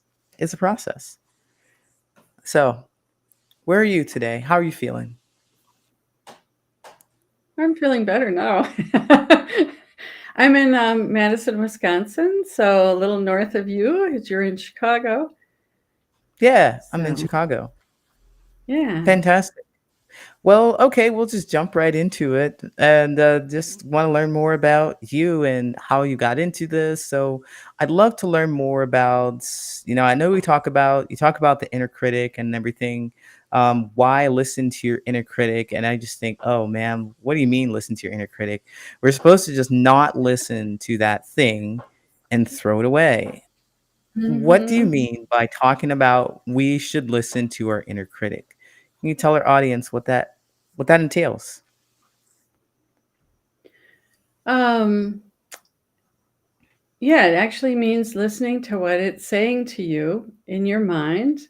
Um, a lot of people think they don't have an inner critic because they don't hear that voice, but I don't know of anyone who doesn't have one. It's the way you can tell it's working is if there's a part of your life where you don't feel as worthy as you would like to, you don't feel comfortable in your own skin. Um, so the inner critic speaks with a voice in our mind, but it also speaks through our emotions. If you're feeling down, your inner critic is probably working. Can also be in body sensations. It shows up in all sorts of ways. It also shows up in self-sabotaging habits you might have, like not speaking up for yourself is a really common one. Another one is Oh, people So I pleasing. wonder so I wonder if I could ask you, what is the inner critic? What is that thing then? So maybe I jumped the gun and I asked why listen to the, but what, maybe you can define what the inner critic is. Um, it developed when we were young children, about age Mm, 5, and its job is to keep us safe. And so, if as children, if we were concerned that our caregivers would keep taking care of us, otherwise, as children, if they didn't, we would die. And so the inner critic formed in our psyche to keep us safe. And the way it kept us safe was starting those habits like not speaking up for ourselves, keeping the parent, our caregiver, happy. mm. Um, and then when we grow up, those habits that served us when we were little actually are sabotaging us now. So it's basically, this, I love to imagine things. There's like the thing that sits on the shoulder and it says it's taken all the ideas that you've been given as a kid, as when you're younger, you're not enough of something. You're not X enough or this or that. And it sits there and it Right. whispers in your ear, "Hey, you're not good enough. You're doing it wrong." Yes. Like, and that's what I imagine immediately when I think about the inner critic, and I just want to flick that guy off my shoulder. And so I would jump right in to ask you, "Well, why should I even entertain this thing? What's beneficial about that?" There's all sorts of benefits. People often say they want better boundaries with other people. And when you listen into your inner critic, when you won't take crap from your own mind, your own self anymore, you will find you're spontaneously created better boundaries with other people. I'd like to share a little story about that with you. Um, Sure. Years ago, well, I was happily married then. Someone said to Oh, me, yeah. Um, anyway, she said, you're lucky to have a husband. And I replied right away, I said, I'm not lucky. I've been working on myself my whole life. Um, or for a few years would be enough. But anyway, um, so in the past, when somebody said something like that to me, which was a put down, obviously, I wouldn't have said wait, anything. I'm a recovering people pleaser myself, so I wouldn't have said wait. anything. However, I would have I beaten myself my inner critic would have beaten myself up for it for days, weeks, months, and even years, because I still remember that. So it would have kept beating me up for years. But because I have done work with my inner critic, I just spontaneously set a boundary with her. I did not attack her. I just set a boundary, and I told her that I'm not lucky. I've worked on myself, and so my inner critic did not beat me up, and I set a boundary with that outer critic. Right, right. So you set a nice boundary with the outer critic by saying, I acknowledging the work that you've done and you've shared that with them. It's instead of letting that inner critic take over, you were able to voice your thoughts to the person who was, I guess, manifesting the thing that happened on the inside.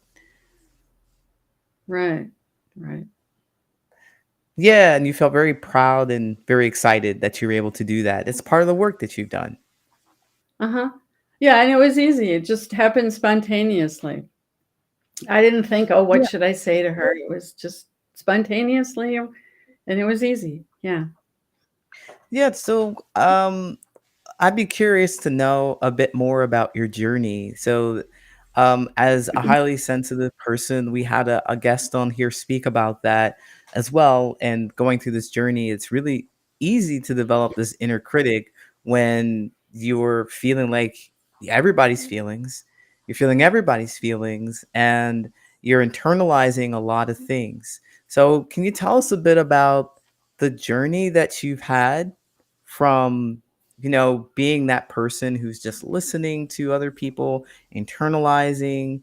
I know shared a story about how it showed up, but can you tell us a little more about what that journey was like for you when you were younger, dealing with this, and how you overcame it? Um, yeah, I'm a highly sensitive person. I'm also an introvert, and I'm a recovering people pleaser. So, and I was taught to be very polite, and I Mm. know now that my parents really expected me to be perfect. Even Oh the yeah, first time I did easy. something, I had to be perfect. Um, Oh. and so I was um, I was irritable a lot of the time. I was unhappy. I really didn't like myself very much. And so when I was a teenager, I I had trouble speaking up for myself. Um, and kids would say something mean to me at school, and I wouldn't know what to say. And my inner critic would beat me up about that. And so when I was a teenager, I started this little exercise at the end of the day. I would look at what had happened in the day, and I was trying to feel better about myself, feel more worthy, build my self-esteem up. But what actually happened was I felt worse about myself, because I would look at all the things I did wrong, and my inner critic had even more fuel to beat me up. And Mm. so later I started training to be a coach. And one of the first things they did, which was ask us what our inner bat looked like. And so a friend of mine said, "Do you mean like a little flying bat?" But no, it was more like a baseball bat they wanted us to know, to tune into. And so I realized that my inner bat was really a very long needle, like a very, very long knitting needle. And it was just poking me all the time. Um, and so I became aware of that was really my inner critic working all So the it sounds time. like it has taken a long time though to get from that point. Is this one of the points of the things that we're discovering about this Love Yourself First conference is that when you're spending time trying to love yourself and understand more about who you are, it's not something that happens instantly. It's taken a long time. And you said that you've had this inner critic for years, decades, and it's just Mhm. now in the recent years you're really looking at it and like I need to do something about it, right? And so that's one of the things that I love about your story is that we're highlighting that it's just not easy, is it? No, it isn't easy to do it on your own. Um, yeah, just trying to figure it out, reading lots of books um, won't do it. Yeah, it won't do it. I think that that's part of the reason. Another part of the reason is to highlight that you are not alone in your experiences. Annie has been through these experiences and can tell you a bit about hers and how it might be relating to yours. Some things that she's discovered to battle that inner critic or make peace with it or listen to it. And so I had a question for you about the inner critic. So what are some of those benefits of listening to that inner critic? um, Discovering how you're beating yourself up um, is really important, to not just ignore that. And creating boundaries in your own mind, what you will accept of how you treat yourself. And when you do that, you're creating boundaries with other people, with those outer critics. You also become more aware of how the self-sabotaging habits that your inner critic is driving you to do. The inner critic's job is to keep you in your comfort zone. In your comfort zone, you Mhm. can think of it as being in a nice, cozy cabin when it's snowing outside and it's cold. But after a while, after a few days, you're like, I want out. And so it keeps you doing those self-sabotaging habits. Like I said, people pleasing, not speaking up for yourself. Feeling like an imposter is a really common one. And so when you become aware of what it's saying to you, you can start to change how you respond to it. And so That that's why makes I a whole say make peace with it instead of trying to control it or beat it down. If you're trying to beat it down, you're just acting like the inner critic does to you. Yeah, and that doesn't feel good. It doesn't yield any results. Fighting fire with fire, you can make peace with it instead of trying to uh use the same kind of I'm just gonna same kind of feeling that you have, like, oh, I'm listening to my inner critic, I gotta get rid of that thing. The inner critic is causing all that anger and that angst, that stirring inside of you. I really like this Yeah. idea of talking to the inner critic so that you'll know how it's showing up, like what are some of the things that it's doing to make me behave this way, or what is it saying to me to make me behave this way. So what are some of the ways that I could really be thoughtful about listening to my inner critic, because it's telling me to self-sabotage, it's telling me to people please. How can I recognize that? Um,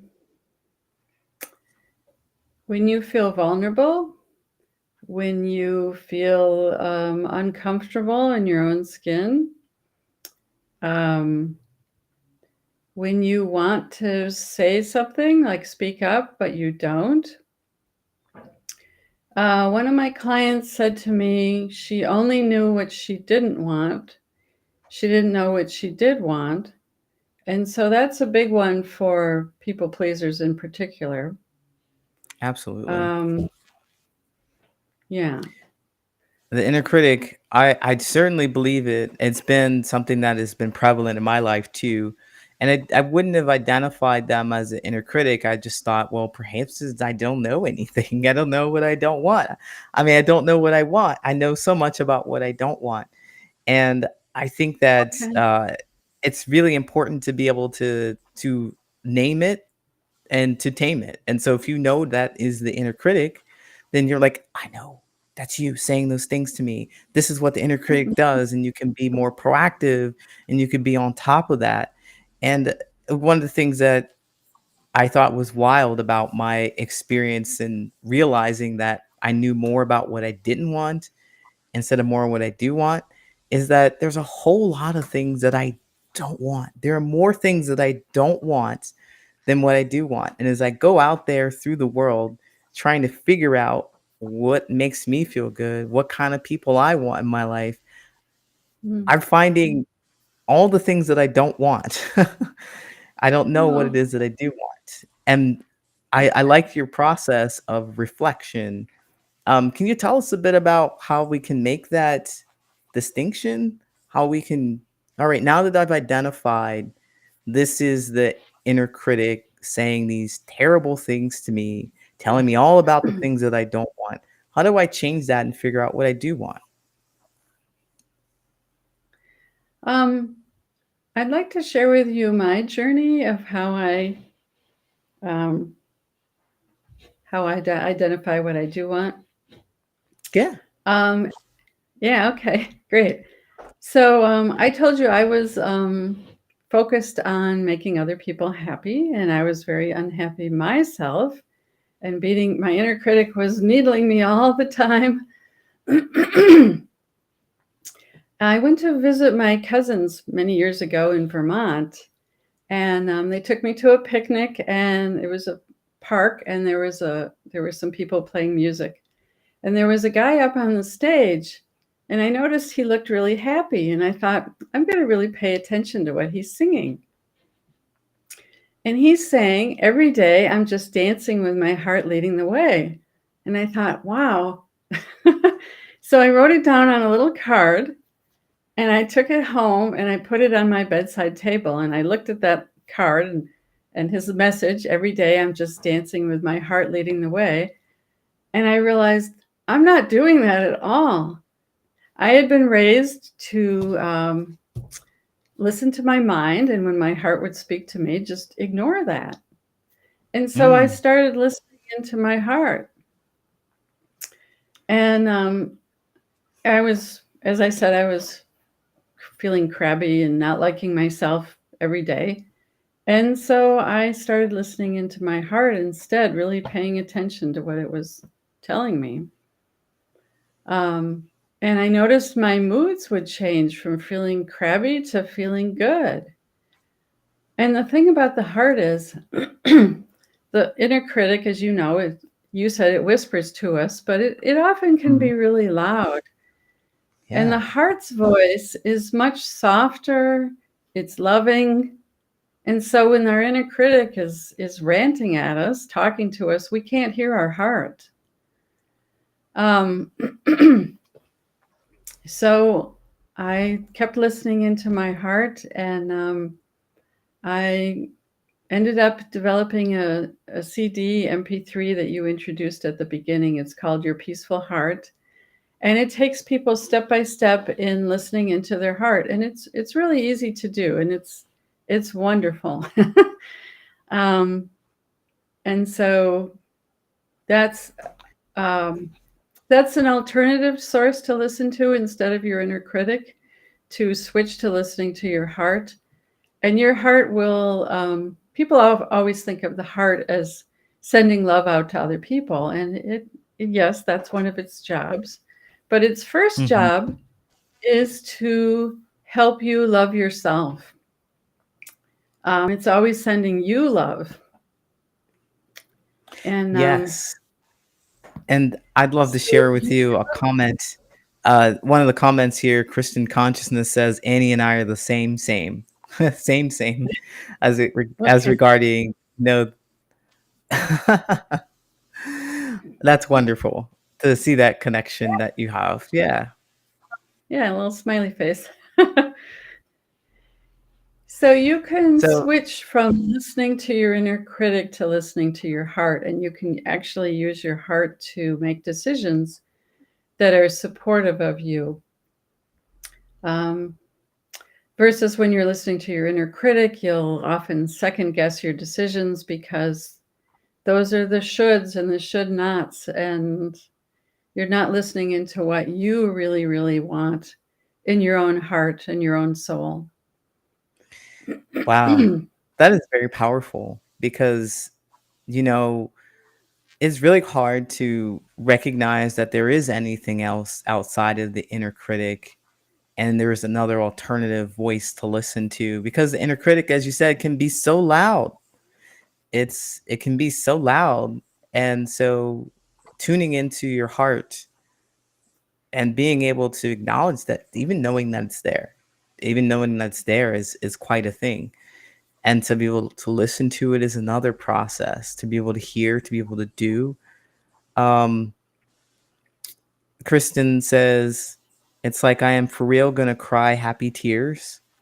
Our hearts are so important for our well-being. That's fantastic. Thank you so much, Yeah. Kristen, for your comments. Yeah. Well, Thank you, you were gonna Kristen. say something? Oh, yeah, I feel No, like just I want to hold space for that. Oh, go ahead, Annie, if you were gonna say something. I was just going to say thank you, Kristen, for sharing that. That's her heartfelt message. Yeah, absolutely. And so you developed this CD that you said about this process that you go through. And I wonder if you could, I know that there's a lot of details and really cool things about the CD, but it's also about helping people get from this head, or I want to say head to heart because it's really easy, but the inner critic to my heart. So, how does the CD help us get to that, make that journey? um, it leads people step by step in connecting with their own heart. And then, let's see. And then I also have a love for healing meditation. A woman was told me she was feeling pain, and at the end of the meditation, she noticed she wasn't in pain anymore. And then I have a protection meditation that is really helpful for when you're feeling vulnerable. And I know a lot of people, I used to feel vulnerable most of the time, and I used it, and other people have said it helps them go from feeling vulnerable to feeling more comfortable in their own skin, more confident. And then there's a decision-making meditation that you can use to, if you're having a hard time making a decision, or you're not sure if it's really the right decision for you, you can use that decision-making meditation. But it begins with taking you step by step and connecting it with your heart. And it's really easy and it's really fun to do. It's a way of nurturing yourself. Yes, it is. It sounds very interesting. Kristen also wants to know, where can I find these? Let's see. The chat says it's private. Can I make it for everybody or No, not? no, you're just supposed to say the things. You're supposed to say them. Okay. You're supposed to use your words. Supposed to use your words to say it. And like, I know, Okay. Annie, fighting with me. This isn't Zoom. This isn't Zoom. Okay. It's on my website, which is Inner Peace and Purpose. So innerpeaceandpurpose.com. And just go to the products page. Here's what my CD looks like. Let's see. No, okay. Anyway, here it is. Yeah. And it has 6 tracks on it, and they all have really nice music in the background. People have told me they really like the music. Absolutely. And you can also scan the QR code that's up here. Oops. I didn't mean to do that, but I guess I'll have to return that back here. There's scan the QR code that we'll have up there. The swag bag offers. I believe she has as that as part of it. I think on this side, my internet's nope. I'm on the side. All right, my internet's like slowing down. I got it. Thanks. Yeah. All right, Kristen got it. So you can email her. She actually has a couple of swag bag offers in there too. So we're going to talk about that too. But the CD, I believe it's on our website, as she just mentioned. And we still had a few more things to talk about in our conversation too. Yeah. So really glad that you were interested, Kristen. I think it's really going to be a soothing, peaceful experience for you. Um, I'd be curious to know, you kind of mentioned it already, but about your clients, how have they achieved, what have they achieved working with you? Because obviously you do have the CD and people can work by themselves, they can listen to it, and this person that listened to it feels like less pain, they don't feel any more pain. But what is it like working with you?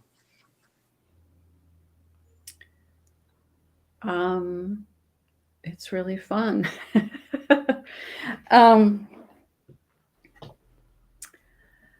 one thing I wanted to say on the CD, a lot of people, when they lead meditations, they just rush through it. I give people time with the music to get their own answers. And that's how I work with people. I tailor the work I do to the person. And one of my clients told me, I was on the phone with her. That's when we only could be on the phone. And she said she could actually hear me listening to her. And I just love that. So I do some teaching, but it's tailored to the person. And I really listen. I use my intuition working with people, which I absolutely love. Is this the right thing to ask my client? Is this something where they want to go? And of course, I ask them too. But we focus on, the first thing I do is I have a strategy call with people, and I help them identify where it is they are now and what goals they want that would make them happy, feel really good about themselves, but very, very specific goals. I help them make them specific and something that would light them up. So what are some of those things that people come to you for? Like if you could talk about a client that you had a success story with, you tell us about that. Yeah, a big one for a lot of people is not having the self-esteem that they want. That's how I used to be, not feeling worthy. I worked with one woman who is a doctor, and she wanted to enjoy her career again. She noticed her coworkers were avoiding her. And she was feeling stressed all the time. The weekend would come, she'd feel really stressed on Friday, and on Sunday night she would feel just as stressed as at the end of the weekend as at the beginning. And so people want to have a lot less stress, feel better about themselves, have a lot more success. As I said at the beginning, you can tell your inner critic is working if there's one area of your life, or maybe even more, where you're not feeling as worthy as you want, you're not getting the results that you want, you seem to be, even you feel stuck. You keep getting the same result over and over again, even though you keep trying harder. Does that answer your question? Sure, absolutely. People come to you because they really want to, handle that inner critic, which is a kind of a mysterious thing. So you help them figure out what it's saying and how it's showing up in their behaviors, their actions, and noticing that perhaps, as this one client, they just were not able to get the results, which is the connection with people that they wanted at work. They were just frustrated with it, and they were like stressed out. And so they came to you for that support, and you help them understand what they can do in those situations to be less stressed. Yeah. To feel more comfortable in their own skin and have a lot less stress. Feel a lot less stress. So that might include setting boundaries with people at work. That might include really talking about what's really true and important and interesting to you at work, rather than saying, maybe I shouldn't say that, right? Yeah, and what happens is when your inner critic isn't beating you up all the time, you have a lot more, you can have a lot more energy instead of all this. It's definitely nicer when you listen to your heart, because it's calling for you. You listen to your heart. Yeah, and stress burns up a lot of our physical energy, a lot of our life force energy, our physical energy, emotional energy, all that.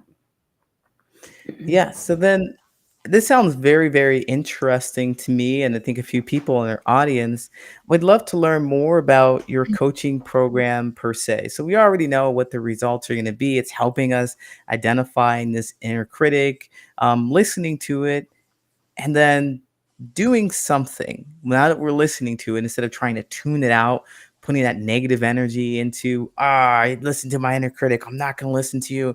And you're it leaves you in a state of confusion. When you do that, you help them find clarity.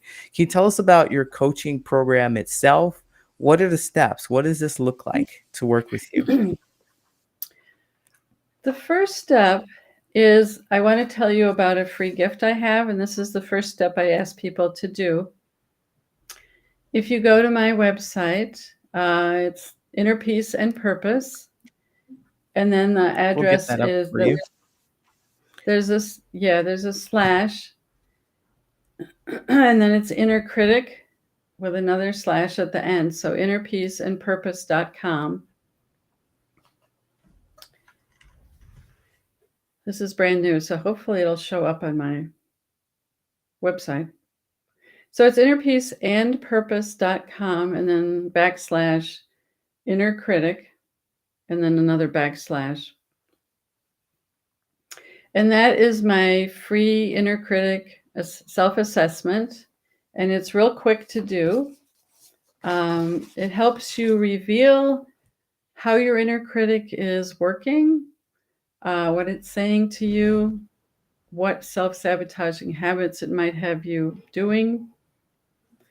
And then you identify what is most important to you to take your power back. Yeah, so it's innerpeaceandpurpose.com and then just type in inner critic, another backslash after that. And then you will get that. So that's the first step. And then after people do that, you'll also be on my email list, and it has a lot of tips about making peace with your inner critic. I also have, when you sign up for that, you'll also get a bonus assessment, Are You a People Pleaser? That comes to you in about a week.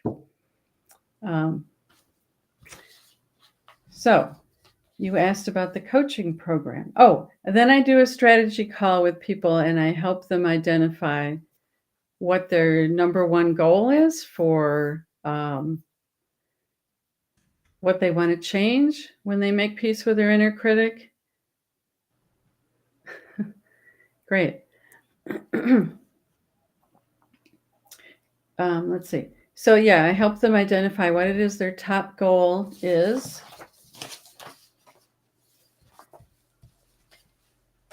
That they want to achieve with your inner critic. Yeah, and then you have a little description at the bottom. Make peace with your inner critic. It's a private coaching program, and it's a special price we have for people in the audience. Yeah, so if you'd like to scan that, also there's in the swag bag offers up there too. You'll be able to find the code for that as well if you miss it here. There's more detail about it in the swag bag offers. If you go to my website, I have some prices on there, and those are outdated. My husband used to keep my website up to date, and he doesn't do that anymore. So, so this is a special price for people today. Yeah. Yeah, that's wonderful. Thank you so much for the special price. I'm sure people out there in the audience, Kristen seems like they're a big fan and they're very interested in doing this kind of work. So again, I think this is the website that you talked about. I know that you're on TikTok, so you might want to take a screenshot of that.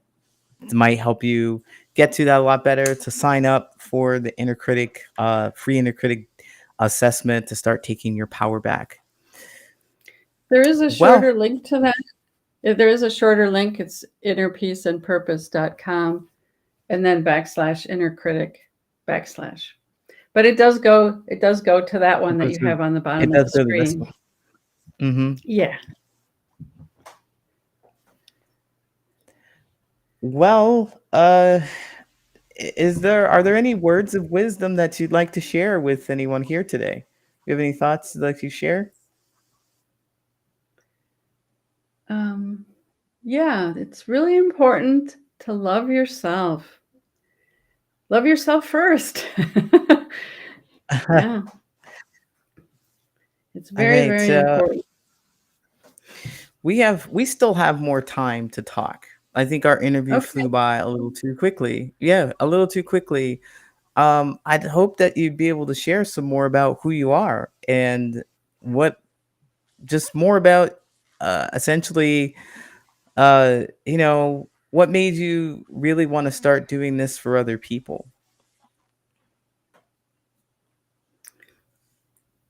Um, I just think it's really important to help other people live their best life, to be as happy as possible. And as I help other people do that, be happier, quit sabotaging themselves, achieve their dreams and goals. I came across a poet recently. I'm sorry, I can't remember his name. I have to look that up. But he said, dreams aren't just goals, dreams are real. So I really believe that. That's what we came into this life. We chose a life purpose. And that dream is real for us. And Yeah, so as it I is. help, yeah, as I help other people achieve their dreams, live their dreams, be a lot happier, have better relationships, that keeps spreading out. Like, think of a little stone going into water, or a fish coming up to water, and there's ripples that go out. It just keeps spreading out to more and more people, and more people are happier and kinder to each other. Absolutely. And that's something I really want. More peace, more joy, more happiness, more love in the world. Yeah, we can all use some more peace, love, and joy, and that's part of the work that you do, is to help that inner critic on your shoulder or whatever. Focus on yourself instead of listening to that. And that joy and love is that heart energy, that language there. Um, just my thing says it's important to love yourself, but it's hard. It's hard. It's hard work. It doesn't have to be hard, and that's why I created the CD, was to help people step by step listen into their heart. What can keep you from listening to your heart is your inner critic. And that's something I do in my coaching program. Some people have a hard time listening to their heart because their mind is chattering. That's the mind's job, is to talk. And the inner critic's job is to talk and keep us in our comfort zone. And so that's something I help people do, is if you have a hard time with that, is listening to your heart. So it doesn't have to be hard. It doesn't have to be. It doesn't have to be hard. And at this time, if you all have any questions in the audience that you would like to ask Annie, please feel free to ask away. Ask away, so that we can make sure that we get your questions answered while you have our focused attention right here. We're here for you for the next 10 minutes. 10 minutes. So feel free to ask your questions, whether it's about your relationship with the inner critic, or you're curious about how it has worked for her and seen some experiences in her life. If you ask her how you can overcome a specific situation or a general situation that you might be facing, then please drop your comments in and we'll get to them. So he was a person who wants to have more love and joy and peace. I also, resonate with that. I want to have more of that in my life. How can I How can I make sure that everybody feels loved? That's a trick question. No, not really. You need Okay. to love yourself first. No, this I is not really a trick question. I have learned that people treat other people the way they treat themselves in their own mind. And so Mhm. that's why another reason why you want to make peace with your inner critic if you want better relationships. If you want happier relationships, create peace in your own mind first, and it will spread outwards to other people. Yeah, yeah. I full-heartedly believe that too, as just being this person who was really dissatisfied with who I was and how I showed up, and going through my life's journey thinking that everybody else was the problem. It was them, it was Yeah, you, it was somebody else. yeah, I wasn't responsible for anything that was happening in my life. Why is the world so frustrating to me? Why are you so mean to me? Well, I'm also pretty mean to myself. One of the things that I can highlight, I can super focus on, is an experience. There's so many experiences where I was just not kind to myself, but these little ones really added up. And I could tell you that I'm single, I live alone, I don't entertain a whole lot. I didn't entertain before. I used to, but then I was like, I don't need those people in my life, blah, blah, blah. Okay, so I have only 4 dishes. And I'm like, that's all I need. I don't really need a lot of dishes. 4 dishes, 4 plates, 4 plates rather, uh-huh. for like a set of 4. I don't need like tons of cups or anything like that. So I have 4 of them, and one of them Mm-hmm. had a massive crack in it. One of them had a Mm. massive crack. And the way I was eating was just essentially I make one dish and I wash the dish, because I didn't need to entertain. I didn't need to make a whole bunch of food. It was just one dish, wash the dish, use the dish. So I had 3 plates Uh-huh. that never really got used. I noticed one day, every single day I'd reach up, I grabbed this plate, and it was always the one with the massive crack. Always the one Oh, with the massive crack on it. And I ate yeah. from that dish every single day. And I was like, one day I was like, why nobody else is using those dishes? Nobody but me. Why am I always choosing the one that's broken? What's wrong? Mm. What am I doing to do that? And so I realized I started to create my started now I started to realize that, oh, I need to be more intentional about what I choose for myself, what I choose, what I want for myself. And I like, well, not this plate. And I ended up putting it at the bottom of the pile so that I could reach it only if I was not washing a bunch of dishes. But essentially, after a while, it was just like, well, I don't need these plates either. There's one that's broken. Don't I deserve something a little nicer for myself? And so eventually I Yeah, finally got rid of those too. And it's just been an upgrade. It's a little thing like that that starts the yeah, process. yeah. Yeah, that's very symbolic that you're using the broken plate all the time, kind of telling yourself you don't deserve better than that. And I'm glad you threw that out. Yeah, I got rid of it. I've got rid of it. I just like, yeah, this isn't why am I not? And then I started to see it in other things too. And I imagine that once you start understanding more about how you're treating yourself, it'll show up for others the same way. But I was like, well, what am I eating? Why am I always willing to put in a lot of effort and pull out a full recipe for a guest, but not willing to do that for myself? Why don't I just treat Uh-huh. myself and spend time to cook something nice for myself?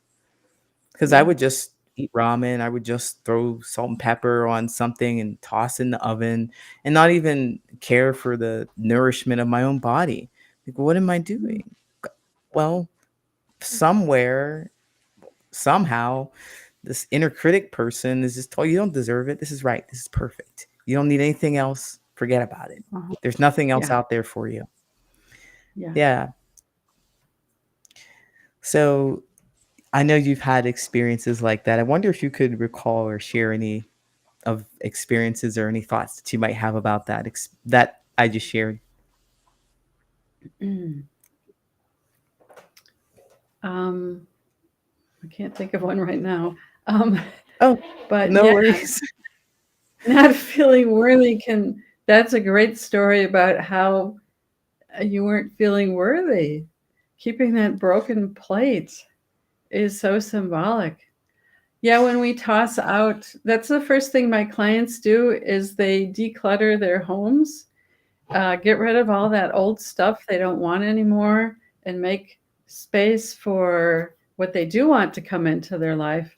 The doctor I told you about, that was one of the first things she did. She uh, created a space in the basement for her that would be her room just for her.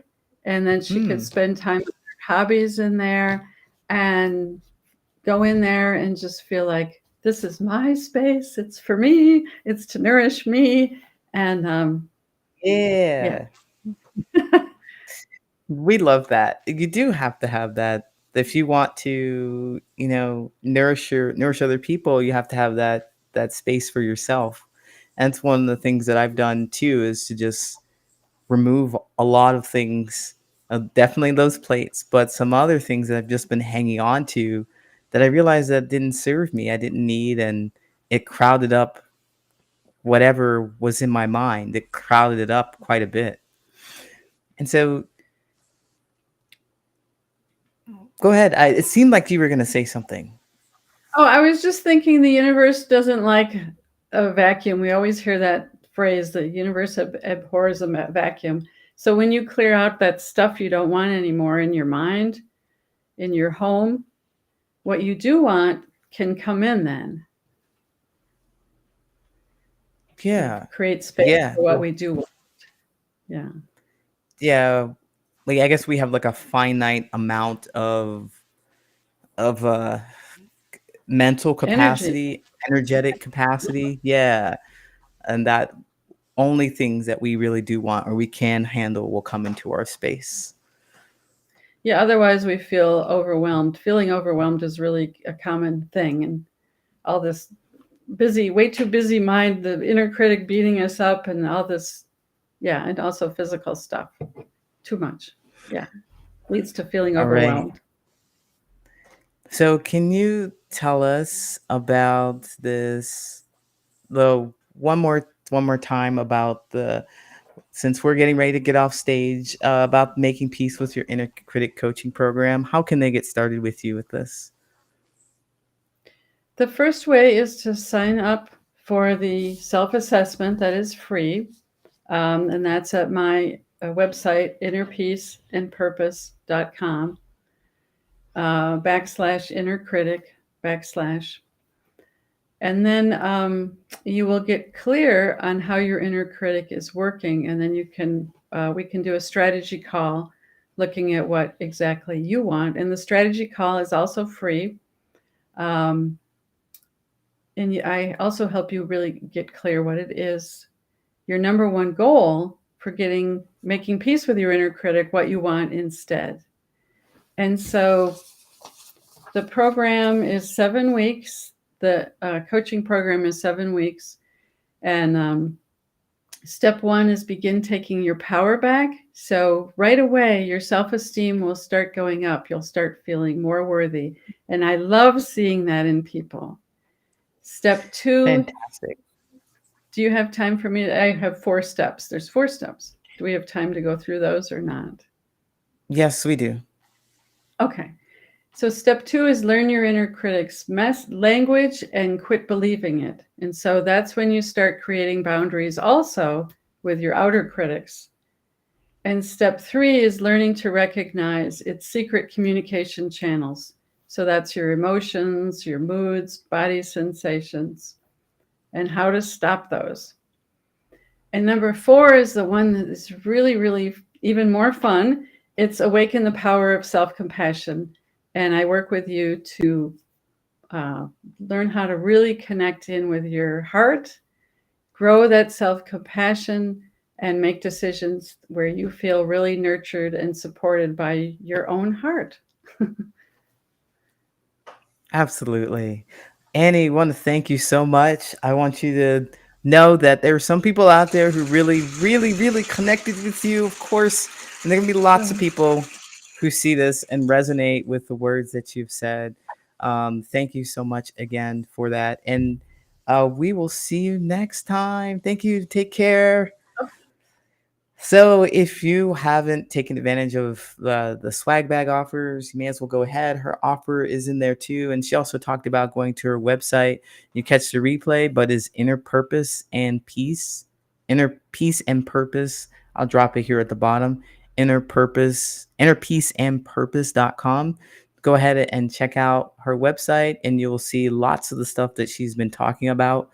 And also her freebie. Get access to her CD by emailing her. Just email her at Annie@innerpeaceandpurpose.com, and she'll be happy to connect you with that in case it was a little too difficult for you to navigate there. Having a personal connection, you can tell that she already wants that, and she's willing to help you out and help you on your journey because she wants more love, peace, and joy in the world. And so do I. Frankly, so do I. Another round of applause. Fantastic. I love this. I love this. I love this. All right. So now we are going to continue moving on with the program because we are going strong. So we've got one more guest to speak. But before we do that, we're going to do this giveaway that I talked about. And I'm going to check and see. Okay. We had just as many responses as we did before. So it seems like no one new has entered the drawing, and that's okay. That's okay. I understand. Things happen. Maybe it's a little too intense, or maybe, you're not quite sure about it, but you're going to miss out on something that's fantastic. So this, I'm looking for a random number generator, because I promised that we were going to give away this prize online to people, and we have our list of people here. Let me just grab that. I will pull it up here. Grab that. We've got 11 people. So what I'm going to do is, those are the people who registered to come to this event. What I'm going to do is create this fantastic number generator. And look, it's going to be generic, okay? It really is. It doesn't need to be fancy. I'm just going to share my screen. You're going to see a bunch of numbers and things. Well, actually, I really would like, let me see if I can go to somewhere that looks better. No, it doesn't even look better. Y'all can't even see what I'm seeing, but it doesn't even look better.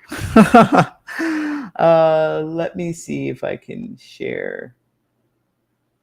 No, I hate that. There's got to be a better number generator. But if I can put something that looks pretty number generator. Best number generator. Okay, random numbers, between 1 and 11. And this doesn't look pretty. It looks garbage to me. Garbage. Okay.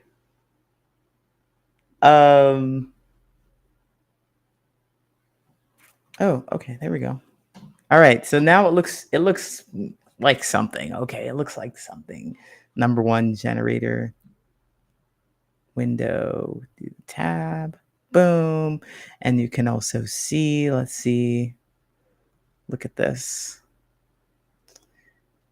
All right, I'm down at the bottom, but we don't want to do that. We want us to be not side by side like that, but side by side like this. So it's kind of, you can see over here. I'm way too big for you to see.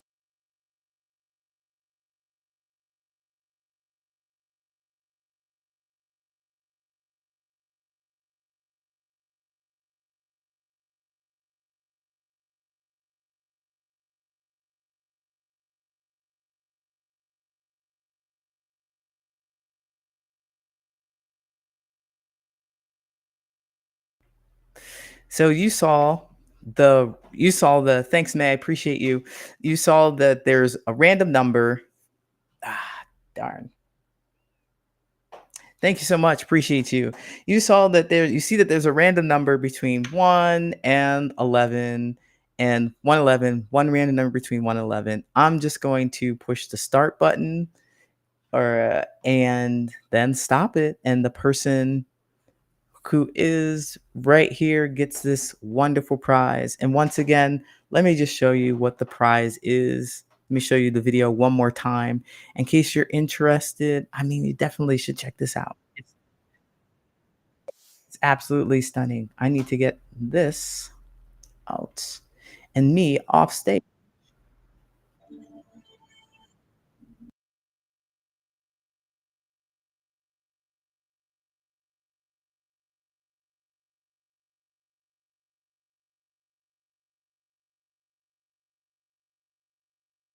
Oops.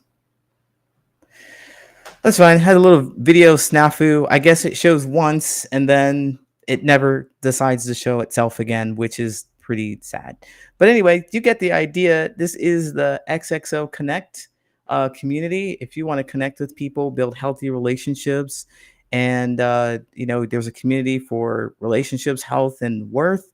There's a community for divorce. There's a community for breath work, meditation, and healing. It's going to be absolutely free for you for 1 full month.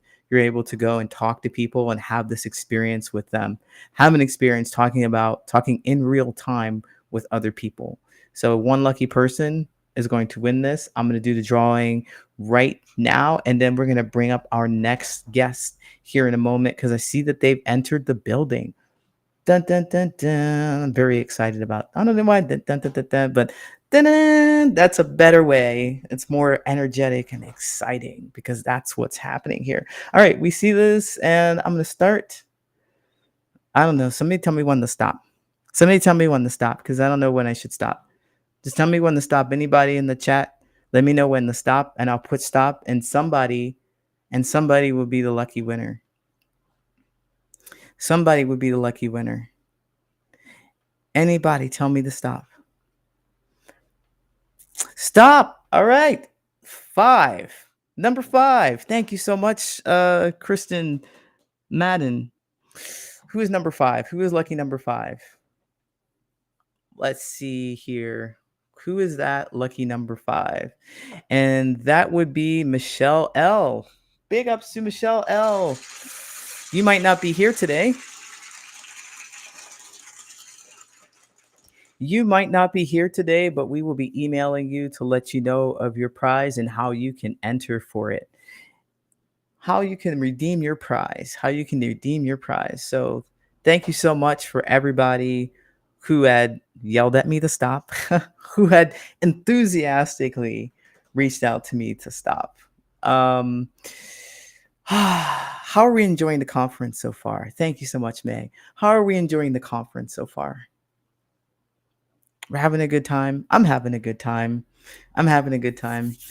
I'm very, very excited to introduce our next guest, but they're here a little early, so we'll get a little bit of time to build up the suspense and build it up about who's going to appear. I've been talking about this person since I started putting together this conference. Natalie Labonte is going to be our next guest. And I'm just going to give you a little bit of a teaser before I introduce her and tell you a little bit about how we connected, a little bit about her story, because she's going to take the stage and she's going to take your breath away. That's just what's going to happen. That's really just what's going to happen. So I'm going to get the rest of my words out here. When I first met Natalie some time ago, it seems like it was definitely last year, but it feels like we've known each other for a year. Maybe it was just because of the intuition, the vibe that we had going on. It's super easy to connect with her. I was very impressed with her ideas of what it means to connect with space and spirituality. Although that is not really the focus of what she's going to share today. I was really impressed with this idea because, I'm a transgendered man, right? Female to male. My audience, you have to know this, right? I tell you all the stories that relate to how I show up in the world. And they think about this 5-dimension and this 3-dimension, or this masculine and this feminine energy. And here I am kind of embodying a lot of it. Everybody has it, but wow, I don't know what I did, but I embodied it in some way. So I've got all this feminine energy, but if you looked at me, you're like, oh, that's a dude.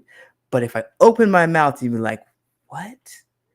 All this feminine energy talking about spirituality, talking about creation, talking about loving yourself first, all of those things. And I'm like, I felt really like not many people quite understand that masculine and feminine energy and how it appears. And so we're talking about the 5D, the 3D, the physical, the spiritual, right? When I think of space and I think of spirituality, I think of the 3 dimension and the spirituality to 5 dimension. The space is in the tangible things that you can touch. The feng shui, that those pieces of it where you're moving the energy physically in your space to create, to manifest the spiritual piece. They complement each other in that way, just the way I complement myself. This is correct. This is right. I don't intend on transitioning back to female. When I look at myself in the mirror, this is correct. This is the perfect amalgamation of who I am, right? And we often forget about how that translates to the spaces that we have. Even though we didn't talk directly about it, Annie touched on it too when she said people get rid of things because they don't fit in their space anymore when they start coming closer to ourselves. And it's like an unconscious thing to get rid of it too. Sometimes it's like, well, I looked at those plates and I just knew I needed to get rid of them. It just kind of wasn't super intentional about me looking around first. It was more reactive. It's not me looking around first and thinking, how can I create my reality here in this space? How do I want to feel in this space and actually make the effort to go and do so? Isn't that fascinating? That's fascinating. And this person that's coming on the stage next is a master at doing that. Master at doing that. It all starts though with this self-love. It all starts with this understanding of self, this worthiness to be able to look around and say, what do I want to create? Am I even worthy of it? Am I even worthy of it? Our next guest is going to tell you all about this. I'm so excited. I'm so excited. I just cannot hide it. I cannot. Whew. I hope that you're excited too. Let me know that you're excited in the chat.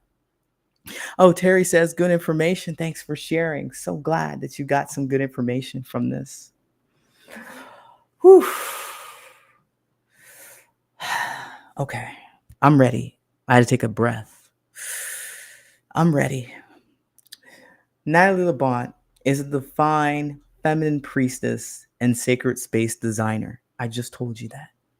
Natalie is devoted to helping humanity activate their sovereign divinity by walking the way of beauty, which honors the beauty and interconnectedness between all life. She works with heart-centered professionals to create loving alignment within their mind, body, spirit, and space so that they can manifest their desires of their sacred heart within their home and life. When she's not helping her clients create joyful abundance in their homes, offices, and lives, she is spending time with her husband and fur babies in the natural beauty of New Hampshire. She adores traveling, reading, creating divinely channeled jewelry and art, meditating, and having deep, soulful conversations with people across the world, which support her in her mission in living a legacy of love. I am worthy is the title of her presentation. I am worthy, the power of devotion, divine action, and self-love of your mind, body, spirit, and space. Today, you are going to explore the ways your home is a co-creative ally in manifesting your true heart's desires. You'll be able to alchemize the blessings of old stories, limiting beliefs, and patterns through the alignment of the mind, body, spirit, and space. You will also be able to create devotional practices that honor your true worth and get you excited to experience the abundant blessings of life. Please welcome Natalie Labonte. Oh my goodness, like quite the introduction. I was just over here blushing and I'm going to get off stage. It's all yours. Every word of it is truly genuine. Oh, thank you so much. Oh my goodness. I am deeply honored and excited to be here. And yeah, Coach Lee and I, we met last year and it was a vibe. So I'm so excited to have this opportunity to connect with you all. And we're going to kind of flow in between. I have a presentation prepared and I'm going to flow in between that. But as Coach Lee shared, we really are focusing on worthiness today. We're focusing on knowing that we can really be cultivating this devotion, taking divine action, and really embodying self-love and doing this through the mind, body, spirit, space connection. So I'm actually going to take a moment. I'm going to stop sharing. And what we're going to do, I want to really set the stage for this place to come into your worthiness. So I actually don't know if Coach Lee was aware when picking the dates for this conference, but the time of this event couldn't be more perfect, as this weekend we celebrated the Lunar New Year and we welcomed in the year of the Wood Dragon. And so with this year of the Wood Dragon, this is the year to step into your power, to truly be in this space of like owning your bigness, owning your expansive nature. And a big part of that is knowing that you're worthy of doing so. A big piece of you, of fully being in your own power and potential, is when you love yourself and you know that you're worthy of receiving your own blessings.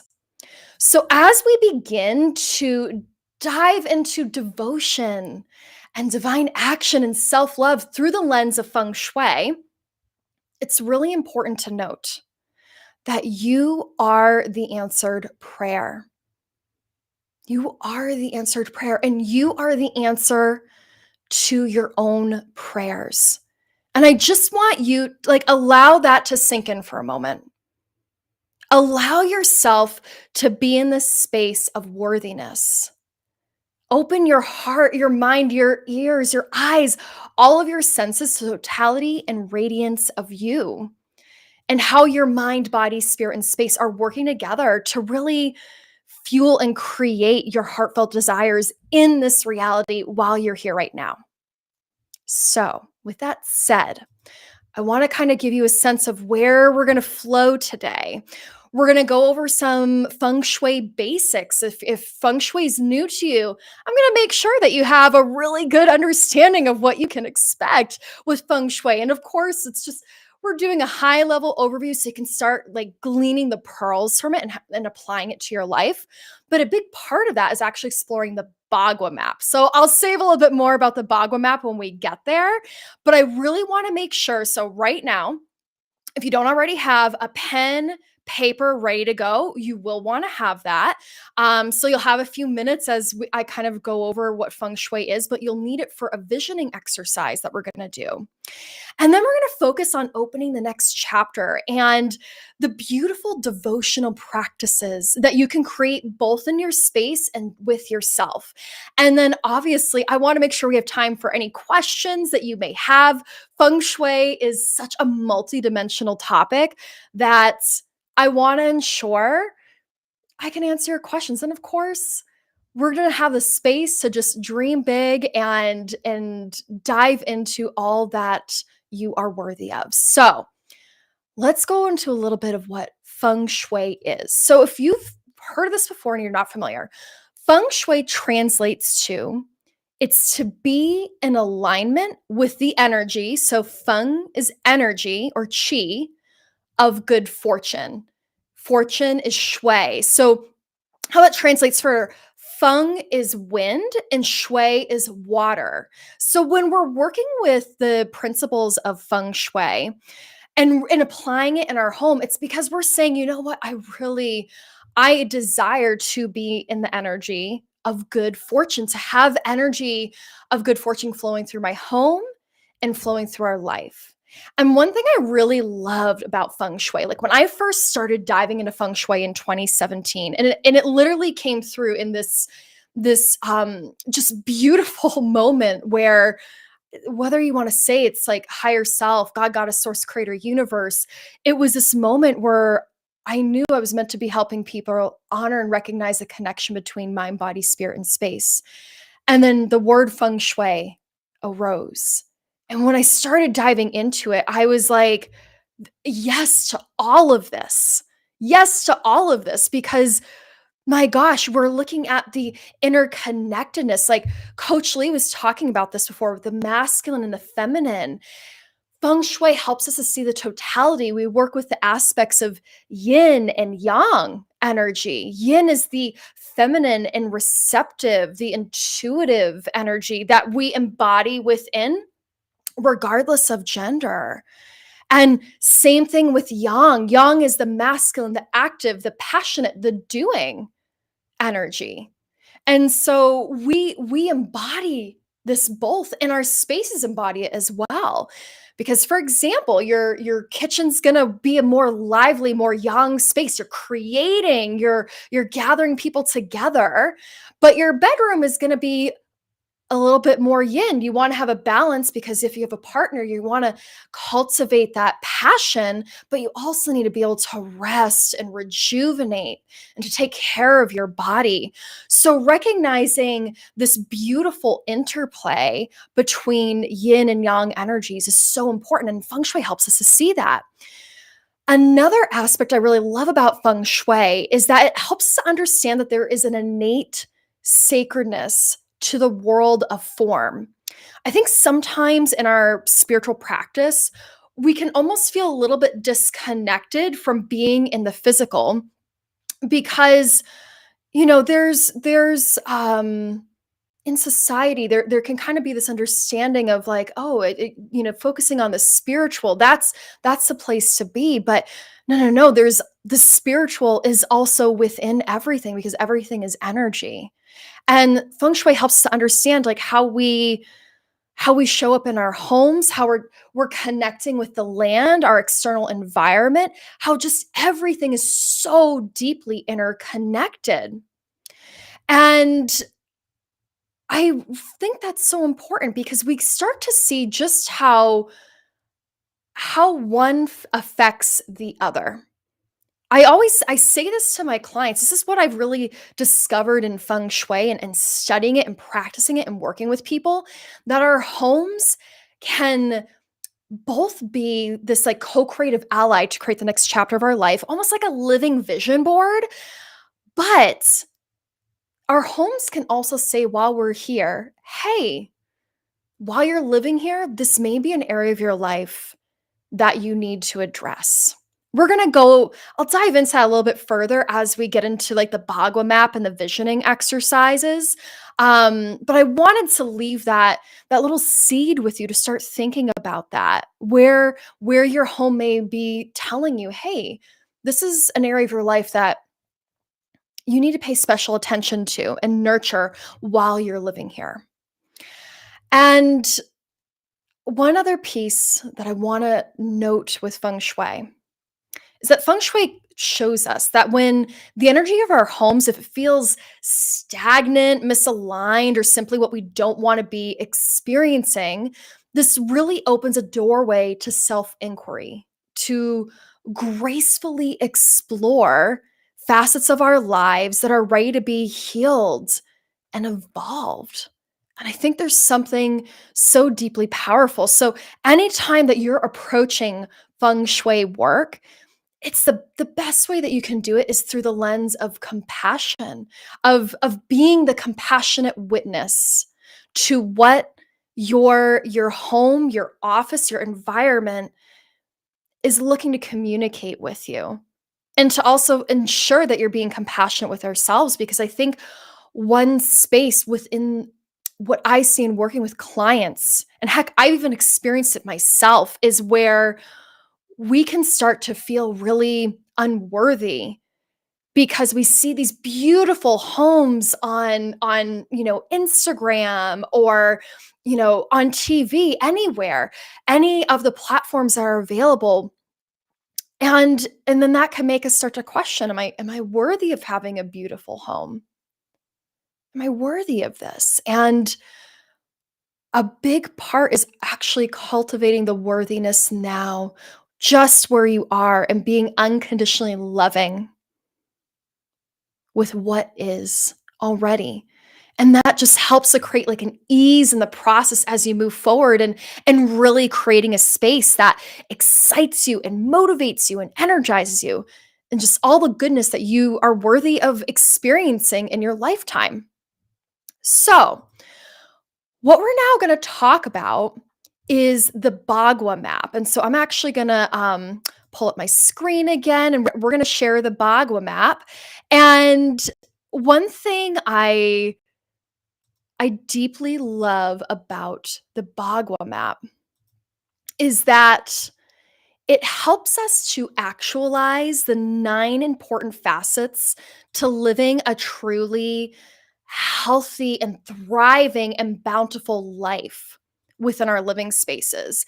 And it helps us to see how our internal reality and our desires and aspirations are deeply connected and reflected within our external environment.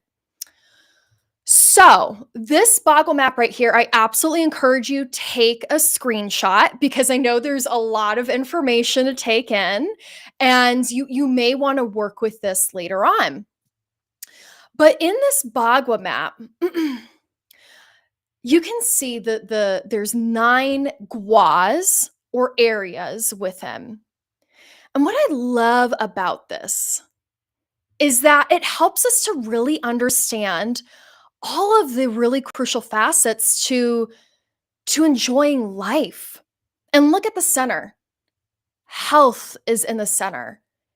And I decided to, so health is normally what we see in the center of the Bagua map, but I think self-love is absolutely a core part of this, because this feeds into every area of our lives.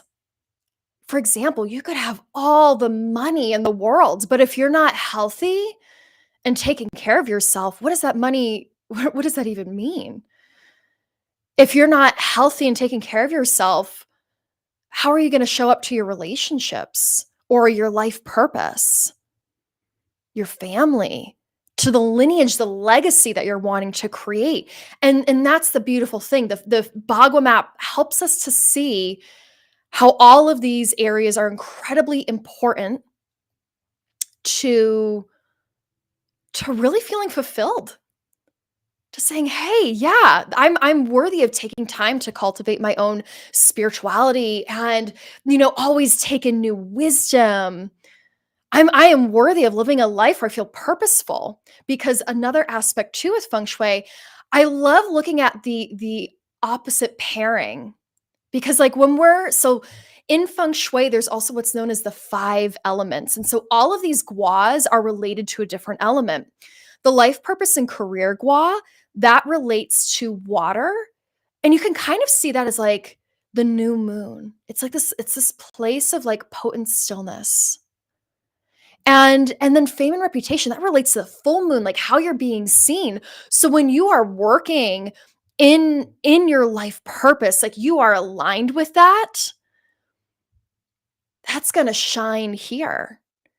Wealth and abundance, when we're cultivating our own wealth and prosperity, and we're really showing up to what we're called to do, that leads to opportunities for us to be able to help people, to travel. And even in this gua, the helpful people in travel gua, there's people in our lives that are going to be able to help and guide us both on the physical plane and beyond, to cultivating wealth or really any area of your life. Like there's guidance always available. But I love seeing how everything interplays together. Like your family, your community, your ancestors, that's deeply linked to your creativity, your lineage, your legacy, what you're leaving in this world. And I think this part is so important as we're focusing on love yourself first. Loving yourself first, when you take the time to self-actualize, to cultivate your own divine practices and knowing, that beautifully it's going to influence how you show up to your relationships, how you love your partner, and of course, how you love yourself, because you have to be loving yourself, or I shouldn't say have to be, loving yourself wholly and fully and unconditionally. That is a key before we can fully, at like our highest potential, express the same love to other people. And so now may be wondering, well, okay, how does this even apply to my home? Well, you see these guas here, so it's kind of like the bottom of the boggle map. Of course, you're laying it down over your floor plan. You align the bottom of the boggle map right here to the true architectural front of your home. And so I'll note too, because maybe you've explored feng shui from a classical lens, compass, where you're relying on the compass direction, which is beautiful. There's so much guidance and wisdom, but I love, for the purpose of teaching, of using the BTB version. It's a really healthy way to start creating the relationship with your home and seeing, hey, what is my home telling me? So with that being said, when you align this with the true architectural front of your home, or if you're in an apartment, it would just be the front door to your apartment. Or if you're in a shared living situation and you only have like full autonomy over your particular bedroom, you can absolutely do that too. So whatever works for you. But your front door is typically going to be in one of these guas. So if, let's say, for example, you have a ranch style home, your door is right in the middle, then your entryway would be going into career and life purpose. And so as you're kind of thinking, so I want you, as you're taking this Bagua map in and thinking, okay, what rooms are in these spaces? And an important note is that the lines here, it doesn't, I'll give you a real life example. I'm in my office right now. My office is shaped like Oklahoma. It's like a panhandle type thing. So I have this a part of my office that's here, and then the rest of my office is in fame and reputation, love, sacred union, creativity and lineage, and health and self-love. That's how my office is shaped. So I'm saying that the lines don't like fully delineate, oh, only one room could be here. No, you could have multiple rooms in a space, or multiple guas within a room. So just start noticing as you're looking at this map. Oh, okay, what's arising here? What rooms are located where? And for simplicity, you can also kind of stack the map if you have multiple floors, but sometimes when I'm working with a client, I actually feel called to adjust the map based on where the stairs are coming up for the next floor. You don't have to worry about that right now. Again, you're just creating a relationship with your space and starting to see, what is my space telling you? Because I think too, our intuition guides us. Our intuition tells us exactly what we need to know. So you may already get a sense of, this is definitely my wealth gua. I already know this, and I can see some of the stories that my home is reflecting to me. Okay. So what I want to do right now, like I said, you want to have a pen and paper, and you can absolutely take a screenshot of these questions, because there's a lot here and you may not get through it all, and that's okay. This is starting the process. And like I said at the beginning, this conference couldn't be more divinely aligned, because we're in the Lunar New Year. We're in this year of the Wood Dragon. And we have this opportunity to really create something different. And so what I want you to do, we talked about how to align the Bagua map. So it's the true architectural front of your home, and or your individual apartment, or just to your bedroom door. And now I want you to reflect on the following. So again, listen to your heart. What area of your life is calling for your attention this year? So this is the area where you're like, enough of this misery. Something needs to change. So I'm sick of like being on this hamster wheel of repeating the same thing over and over again. So listen to your heart. What area of your life is calling for your attention? And then the next question, what problems? Like, have you been experiencing any particular problems in that area of your life? And this is where you can write it down, journal about it. And it's perfectly okay. Like after this presentation, like I said, please take a picture and journal with it further. Just be open and be the compassionate witness. And I think I love all of the coaches who shared before. Gosh, there's so much gems throughout this conference. And yeah, being the compassionate witness to whatever may be arising is incredibly important. Now, what I want, and I'm going to go back so that in case you're like, oh, what was on the Bagua map again? What area of your home correlates with the identified life area? So for example, like I said, maybe wealth has been something where it's like, gosh, like something needs to shift here in my life. Something feels incongruent. Then take note of, okay, what room or rooms are in my wealth and abundance squad? Or maybe I'm going to note this too. Let's say it is like you're calling in a partner for yourself.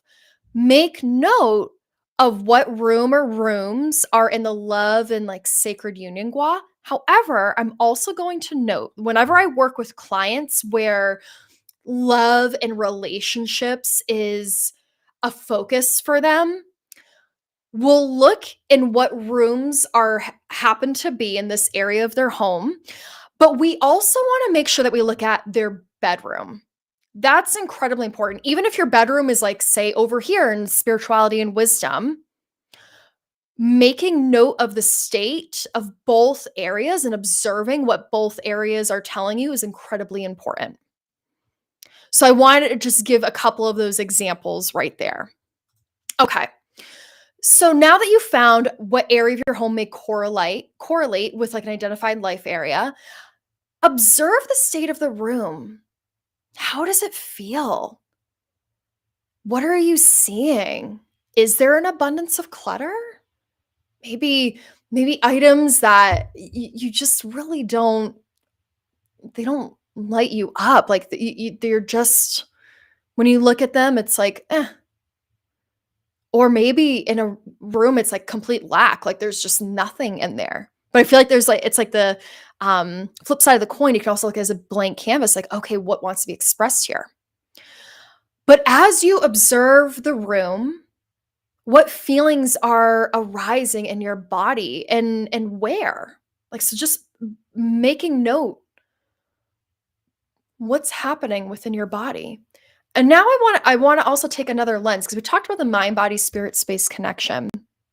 Another lens I'll take when looking at the body is also how something may be physically manifesting in your life.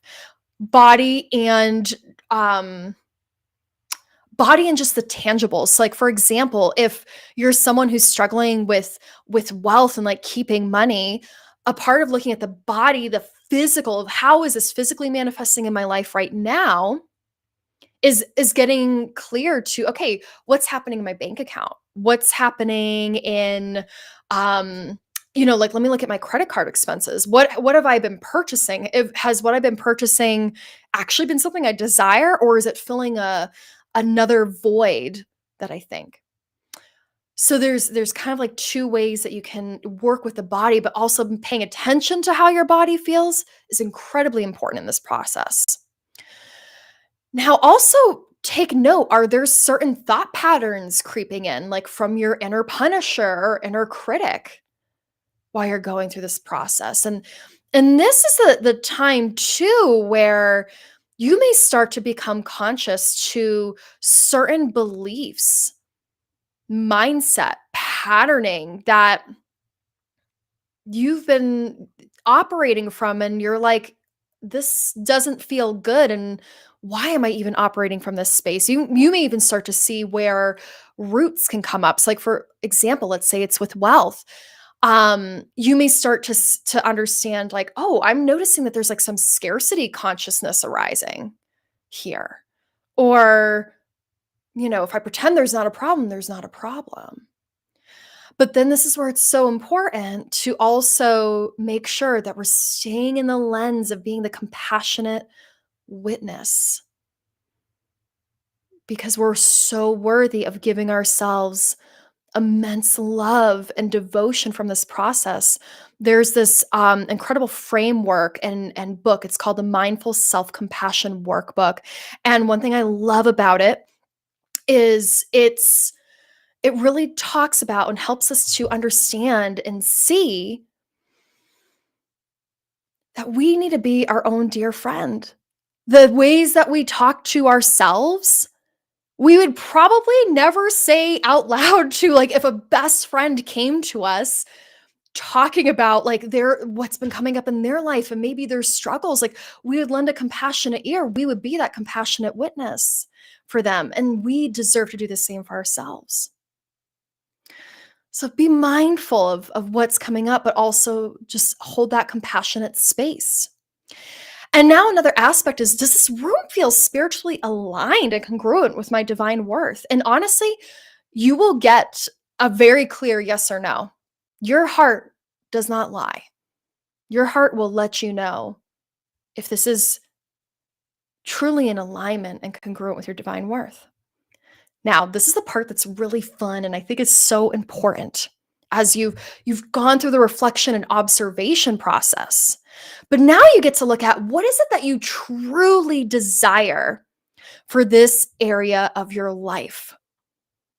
And it is incredibly important to reflect and sit with your heart on this, because like, when you become aligned with your heart's true desire, not what you think you should manifest or call in because others like say you should, or society as a whole, whatever it may be, any external programming.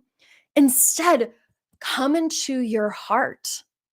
Come into your heart to see, what do I truly desire for this particular area of my life? And I find, when it comes to manifestation, setting intentions, the universe, things can come into alignment so much more flawlessly and beautifully when there is that aligned congruence between, your heart, your body, your mind, and your space even. But when there's that congruence happening, that is incredibly powerful. So I want you to, and it's okay if you need to sit with this, really sit with this, because I want you to connect with your heart and not what you think you should manifest. Because if it's like a should, it's kind of like meh, you know, you don't really, it's very challenging for things to come to fruition when it's a meh. Now, this is from like a design perspective. How do you want the room to feel and look? What do you want it to express? So maybe you identified that, your bedroom is a place where it's like, oh my gosh, there's like nothing on the walls. It feels blank. Like anytime I go in there, it feels empty and blah. So think about, what is it that you want to feel? What do you want to feel when you go to bed at night? Like, as you're winding down the day, what is it that you want to feel? And then what do you want to feel when you wake up? What do you want to see when you wake up? How do you want to start your day? These things matter. What do you want it to express and evoke? And I find, especially in feng shui, this is so important to not just focus on the look or aesthetic of a space, but the feeling that you're evoking, because you could create a beautifully designed space, but if it's not in alignment and congruent with what it is that you want to feel, the room's going to feel off. It's not going to, there's just going to be something that's awry here. And that's something we can go in. It's one of those things where oftentimes where it's like when I work one-to-one with clients where we really get to experience that and explore that.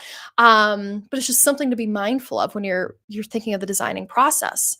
Now, the last piece is, what is one change you can make in the room today to begin aligning with your desired intention? And it literally could be something so small, but the powerful thing is that you are saying, so you are bringing your mind, your body, your spirit, and your space into alignment, because you're bringing into the physical what it is that you want. So, like, for example, with a bathroom, if you ever have a bathroom in a wealth and abundance squaw, one common, I can say remedy, I guess, but like one common change you can make, and this is known in feng shui, whereas you tie red ribbon around the drain to signify that I am no longer allowing healthy energy, healthy chi, vitality to flow away. I am no longer allowing the draining of finances. And that's just like one small thing you can do, because sometimes it's not like we always have, the resources to be able to completely redesign a room. It's really cool when we do, but there's oftentimes, like when I work with my clients, where it's, hey, let's see how we can work with what we have.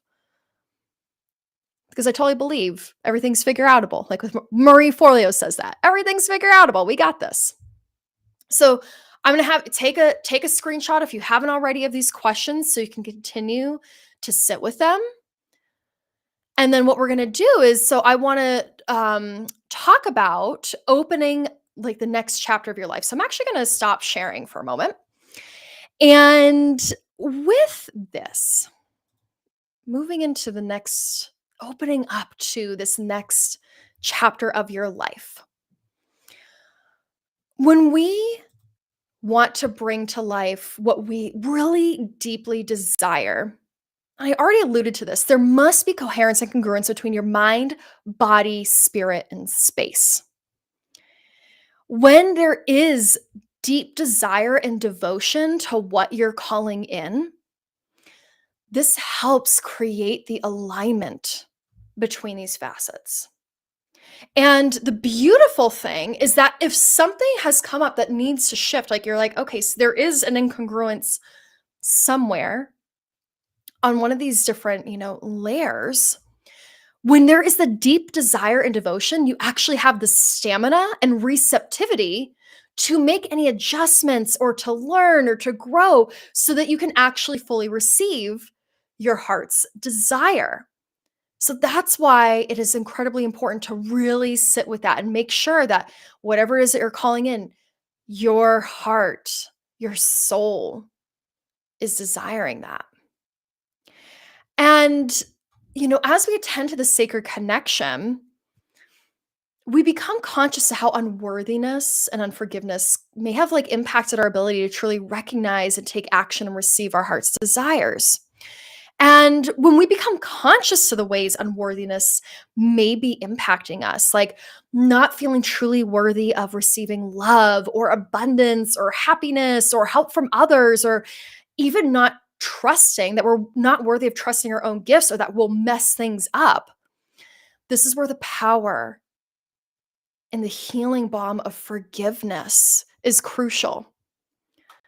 Because, there may be people in your life where there needs to be a forgiveness that occurs, because when we stay in a state of unforgiveness, there's like a leaking of energy that occurs. It's taking your own life force away from you.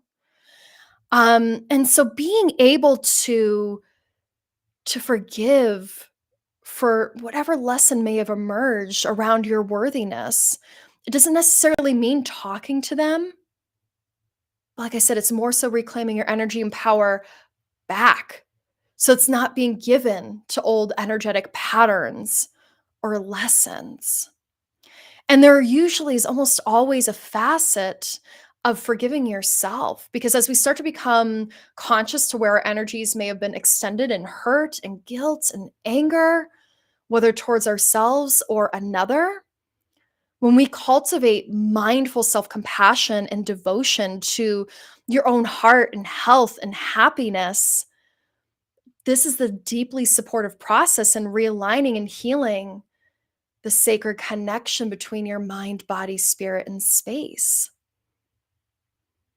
It really, truly is. So again, being the compassionate witness, gosh, it goes such a long way, truly, truly. Okay, so now what I'd love to dive into, and I'm actually going to share my screen again. 1 second. We're going to dive into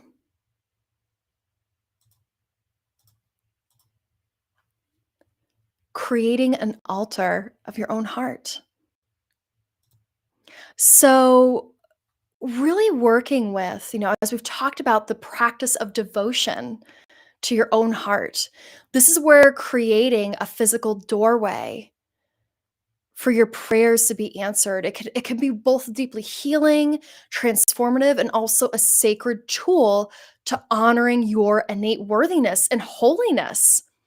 And so what I encourage you to do is create an altar in the room or life area that we explored during the visioning process, because this can be such a powerful gateway as you are making a sacred location to help bring your mind, body, spirit, and space into alignment for your heart's desire to come to fruition.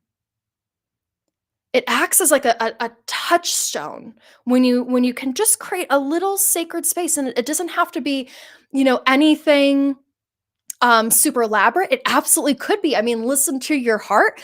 But if maybe starting out simple is easier, like in this picture here, maybe it is just simply having a candle and some flowers, maybe a sacred plant, or even a crystal or something, whatever it is that helps you feel aligned with the energy that you're working to call into your life. That's what I encourage you to place on your altar. And I'll give you an example. So back in 2017, that's when I had to reconcile with, I have my wealth and abundance squaw here that's located in my bathroom. And it was interesting because we were draining money left and right from when we bought our home and the 2 years in between to when I started studying feng shui. But I never look at it when I work with my clients. I never look at it from a space of, oh my gosh, my home is doing something to me. No. Your home is just trying to show and say, hey, this may be an area of your life that while you are living here, you need to address this. There's some healing that needs to happen. There's an incongruence that's been present in your life that we can now take the time to work on while you're here. And so I did that. I focused on the body, mind, spirit pieces of getting clear and sober to what was happening in our bank account, and looking at the mindsets that were in place. But then I made just a few small changes. And it was the red ribbon technique that I shared with you. It was adding like a beautiful orchid and just a couple meaningful crystals to really signify this new intention of being in a healthy way with money, of saying, I have a healthy space for money to flow in, and I also recognize the ebb and flow of money. I'm meant to receive it. It's also meant to flow out, but there's always more coming. It's an ebb and a flow, an exchange of energy. And what was interesting, so after going through this process, 2 weeks later, my husband ended up getting like this way better paying job, and our financial situation turned around entirely. But there had to be that congruence that happened on all 4 levels of my being. And of course, within the space helped us to see that and experience that further. So, like I said, it can be elaborate as you want or not. But I just encourage you to start adding or creating just a sacred space in the area of your life that arose for you during the visioning process. So that way you can really work from a space um, that is starting to feel aligned, that you're creating that alignment between the internal and external flow. Okay, now I want to share this beautiful devotional practice. So this prayer came to me. It was during a really difficult time when I was feeling like I couldn't move forward and I was desperate for something outside of me to save me. And I think it's really important to know, like, I was praying this prayer every day. And what was so amazing was from the time when this particular prayer arose, I actually was going back through my journal and I found like I didn't even consciously recognize it, but I was like, oh my gosh, I've actually received the answers to the prayers that I was having at this time because I was just in this place of feeling really stuck. But and like thinking something outside of me needed to save me. And so when I was sitting and I was down at the beach and I just was sitting in nature and connecting to, God is source, creator, universe, all that is, that great spirit where I was really struggling. And then suddenly it arose. I am the answered prayer. I am the answer to my own prayers. And then as I just started repeating that over and over and over again, and it was just like this wellspring of energy was arising, and I ended up walking home from the beach, and I just was repeating this, and this is like what ended up rising. I am the answered prayer. I am the answer to my own prayers. Now I had something different here for what I was going through in my life, but this arose where I was like, oh, this really aligns with the intention of our conference, where I am a wellspring of love. I share love. I receive love. I am worthy. I am love. I am loving. Actually, maybe I should also put in there, I am loved. The answers to my prayers are within me. The answers to my prayers flow to me with ease. I open my arms, eyes, ears, heart, all of my senses to receive the answers to my prayers. I am the answered prayer. I am the answer to my own prayer. I am, I am, I am. And praying this every day, it was amazing, just this alignment that started pouring forth because I found myself actually opening up and being receptive to certain opportunities that were arising for me, certain answers that were coming forth. So I encourage you, you can take a screenshot of this. Please feel free. I want you to be able to use this and repeat this and really create this beautiful next chapter of your life that's calling you forth in this year of the dragon, as we are being called to step into our power, own our power, to be big like dragons so we can be seen. Because when we're seen and we're living in our life purpose, when we're living in our worthiness, when we're living in our love, that is going to create the incredible healing that I know each and every person that is here watching this call or on the replay, like, I know it's a prayer within all of our hearts. So I want to just give a sincere thank you for taking the time to be with me today. I know I'm going to probably have a little Q&A with Coach Lee, and we'll talk more about my Wild Heart coaching program. But I wanted to just leave this with you, where if this alignment, this resonance, as we're working through this, like, I would love to connect with you one-to-one. That's complimentary, where we can continue working on this life area that arose for you. And we would work together for 45 minutes and just really create something beautiful and see what's arising for you. But we'll talk about that a little bit more. I will stop sharing now and allow Coach Lee to come on back. Come on back with some applause. Oh my God, that was absolutely amazing. You caught me when I was trying to take notes and write stuff down, but I'm back. I'm here. This was absolutely amazing. And I really appreciate that you came in and you shared all your expertise with us.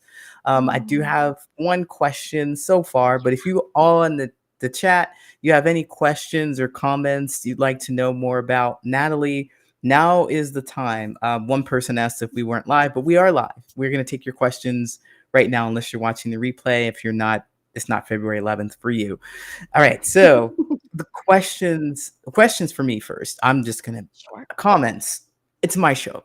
Let me just make the comment first. I really love the prayer that you put up there. The prayer, I am the answered prayer. I am the answered prayer.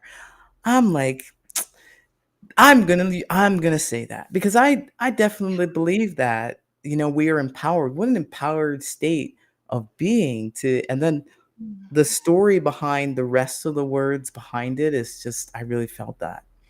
I really felt that. So I'm just want to show some gratitude and graciousness for that. And then, because it's me first, I have this. As you talked about an altar, I have something here on the side. I'd never considered an altar, but I have some crystals that hang out over here. I have a giant amethyst and have a rainbow quartz and some other stuff hanging out over here. But it's kind of dirty and it's not really. I hadn't taken care of it. So I'm like, oh, when I looked at this, I'm like, oh, and this is the space I work in. This is the space that if you saw my videos, you would see it behind you. I'm like, oh, I need to be more intentional about this space. But what came up for me is, this blue selenite that I have, and I call it the bleeding heart selenite. Just kind of looks like a heart, but I just wanted to share, like, these are some of the things that I have on my altar. I altered that I didn't even know that I had, but it's super cool. So, I love it. Thank you. Thank you so much. Okay. I had a couple questions. Terry, we're definitely going to get to your question here in a minute. Annie had dropped something in the chat. She was like a little confused about where the front door could be and on your map. So I don't know if you're able to share it and return to your map and just talk a little bit about that. Absolutely. Yeah, we can totally do that. Okay. So, didn't mean to do that. We'll get to Terry's question in a minute. Sure. Okay. Yeah. Let me pull this back up. So we're going to go back to the Bagua map really quick. And hold on. Okay. Let's see. All right. Can you see the Bagua map? All right. Now I will share it. Yeah, there's a little mechanism that we have to do to share. Okay. So now we're both here. All good. Okay. So with your front door, the bottom of the Bagua map right here. I mean, in reality, you're placing the Bagua map flat down on your floor plan. But if you're looking at like your floor plan, like you drew it out, you would align this with the true architectural front of your home. So, and it's so funny because I often have clients ask me, well, I almost never use my front door. Can I align it to, my garage door or something? And I always approach it each time. I'm like, you know what? Let's feel into it. Let's see what the home wants to reflect, what the home says should be the Bagua map placement. I think nearly every time it's always been the true architectural front that I've aligned this. So let's just say you have a colonial, for example. Your front door would be most likely right here, or maybe off to the side or something. And then, the back of your home, these would be the rooms in the back of your home. So I hope that clarifies things. But if not, let me So know. And we can also, you are more than welcome to reach out to me personally and I can go over it with absolutely. you. We will definitely have your contact information out there. So what I understand is that the bottom, just align that to whatever the front is facing. So I live in an apartment, so I'm trying to map it out, and it's like, okay, the front door is right there. So I've got my work to do and to kind of figure out where these spaces show up for me. But Yeah, since absolutely. so I'm not gonna talk much. I'm gonna leave this to Terry's question. We're gonna pop in Terry's question and see if you can support them with it. I have a nice apartment, but it's in the bad location. Any advice? Yeah. So, of course, I mean, this is where it helps where we can work one to one to see, okay, what is happening? What's happening outside of the building? Because it is amazing how the external can affect the internal. So, like, I'm going to give you an example. Something I do when I am working with a client is I will always do kind of like a Google Earth view. It's a part of my feng shui consultation process where I'm looking to see, okay, what is happening around? Is there a graveyard? Is there electrical lines that are, running through right behind the home? Is there a poison arrow? Sometimes there are buildings where it's like it's called a poison arrow when a corner of a building is heading straight to your home, and that can actually affect how you feel. There's just like this energetic imprint. So for you, Terry, again, please, we can absolutely connect one to one to just see what may be happening in your personal circumstance. But if it's an area where it's like you're not feeling safe and comfortable, for example, normally I'll say this. I would caution people against using cacti in their home. It totally depends where you live in the country because there's going to be areas where that makes more sense for you. But if it's something where it's like, oh, I don't really feel safe here, actually having a cacti like near the front door, but in a space where it's not going to impact you. The reason why I tend to not I tend to steer away from cacti. It can kind of create this tension when you walk by it, where you're like, "Ooh," because you're trying to avoid it, and you don't want to be creating like this, unconscious, subconscious layers of tension in your space. But a cacti could be very helpful in helping you to feel safe in your home. So I wanted to put that out there, but of course we can chat one to one. Okay, so you really need to be able to see, like, essentially what's going on around before you Yeah. make this kind of assumption, and before you give any really practical advice. But that's something that Terry can do, is kind of look around in their environment and see what's Mhm. going on that might be causing this discomfort. And Absolutely. I think that's fantastic. We don't want to share information sight unseen or give advice that Mhm. might not be applicable, or things like that. So I'm really glad to hear that. I'm distracted because it seems like I'm freezing up or something. But I'm really glad to hear all of this great stuff that you had brought to us. And you had mentioned at the end that you had Mhm. coaching, and I'm Yes. wondering more about this. I'm wondering. Absolutely. Yeah, so I'm so excited to be sharing this because last year I had actually taken a pause from one-to-one coaching, but now I'm like, you know what? Oof, there is some flow and some goodness ready to come out. And so with my Wild Heart coaching program, it's a 13-week journey together. And I'm just so excited where we get to work one to one, and really I kind of take my years as an energy healing practitioner, a practicing priestess, and feng shui expert, and I really love kind of bringing in all my gifts and talents like into this program to help my clients fully embody and activate their innate sovereign divinity and power and worthiness and love. And we actually meet bi-weekly coaching sessions, like we have that, but then in between we have Voxer support. So if you haven't heard of Voxer, it's kind of like a walkie-talkie app where, things come up and you can bounce things off of me and we can chat and work through things as they may be arising in between sessions, which I just love. But I love that I'm able to use energy healing modalities and my intentional creativity coaching background and meditation and ritual to really support my clients in healing and like their Mm. healing and empowerment journey. And I've found, through combining my areas of practice that we actually really allow the conscious and subconscious and unconscious layers to be heard and witnessed and alchemized and integrated, while also opening for the opportunity for miracles to flow in from, divine God, goddess, source, creator, universe, all that is. I'm totally all about that when we can, work in this space of just allowing something that may have been troubling you for a hot minute, and then it's like, Yeah, hey, this can be done.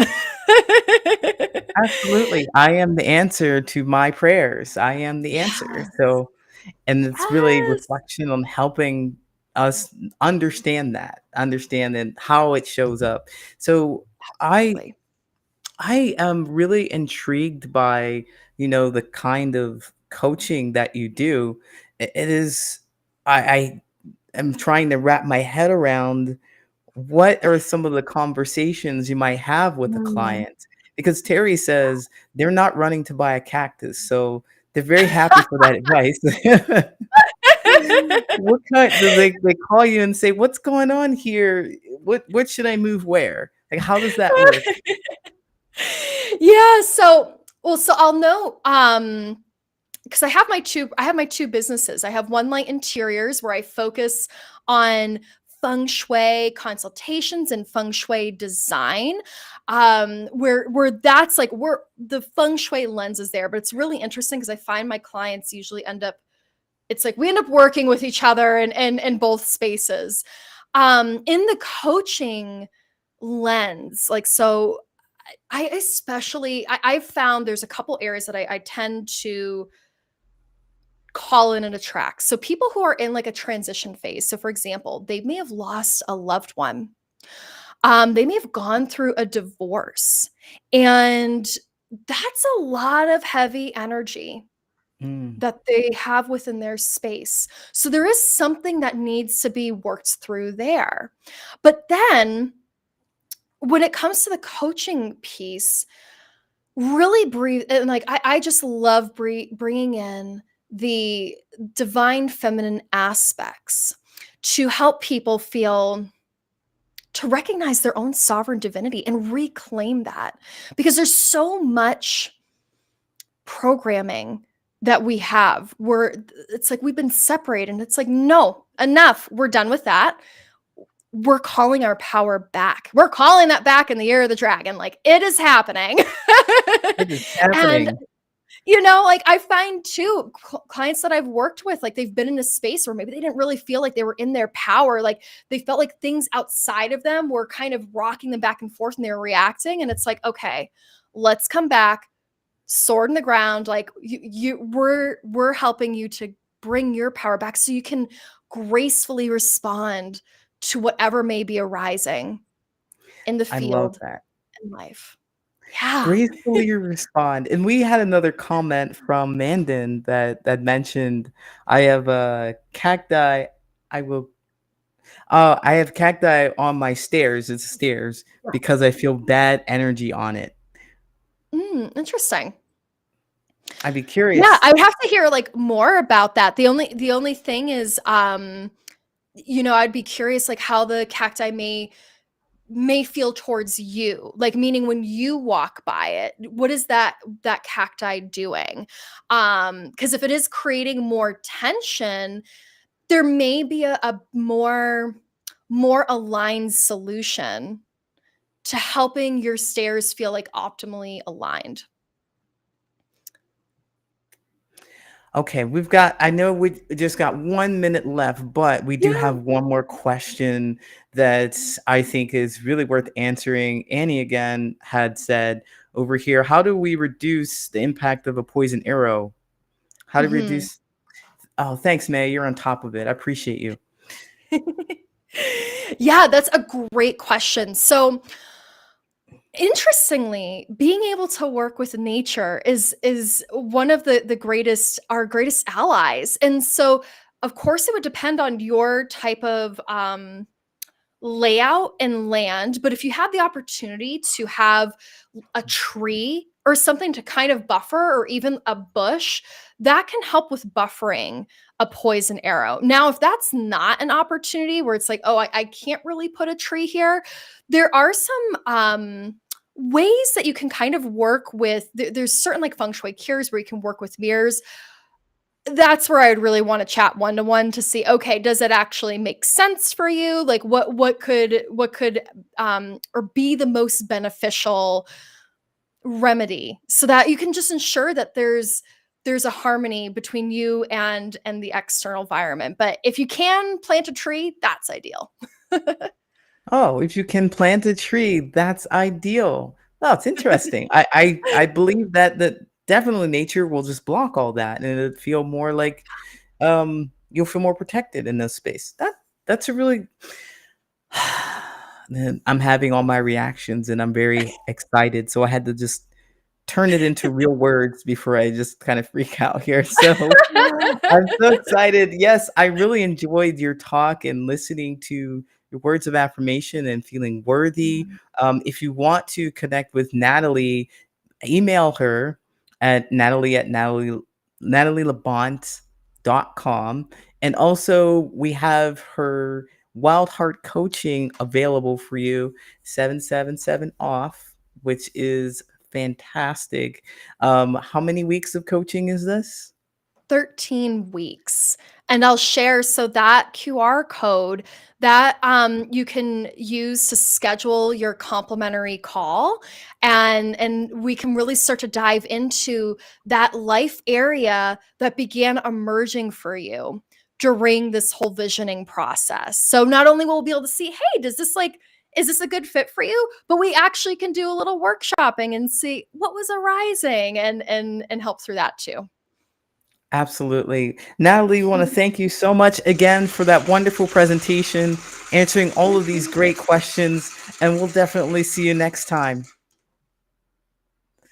All right, everyone. I just want to say thank you so much for showing up for Love Yourself First Conference. This is the second one down. We have this every year, though, the weekend before Valentine's Day, simply because we want to love ourselves first. Up here, we have the swag bag offers. If you missed any of our speakers, you can just scan this code right here and you can reach out. You can see all the offers that were available for this conference and actually take advantage of them. They're limited time offer though, just a few weeks after the conference they're available. So I highly recommend that you do it sooner rather than later. You can also reach out to our conference members or to our conference guests. You can find that also at I think loveyourself.com. No, not loveyourself.com, but this link up here, Love Yourself 2024. Just check out Patterns of Possibility at Patterns of Possibility /events to find out more information about all of this stuff that has happened today. All of the stuff has happened throughout the last 3 days. And what we're going to do is we're going to make sure that you also get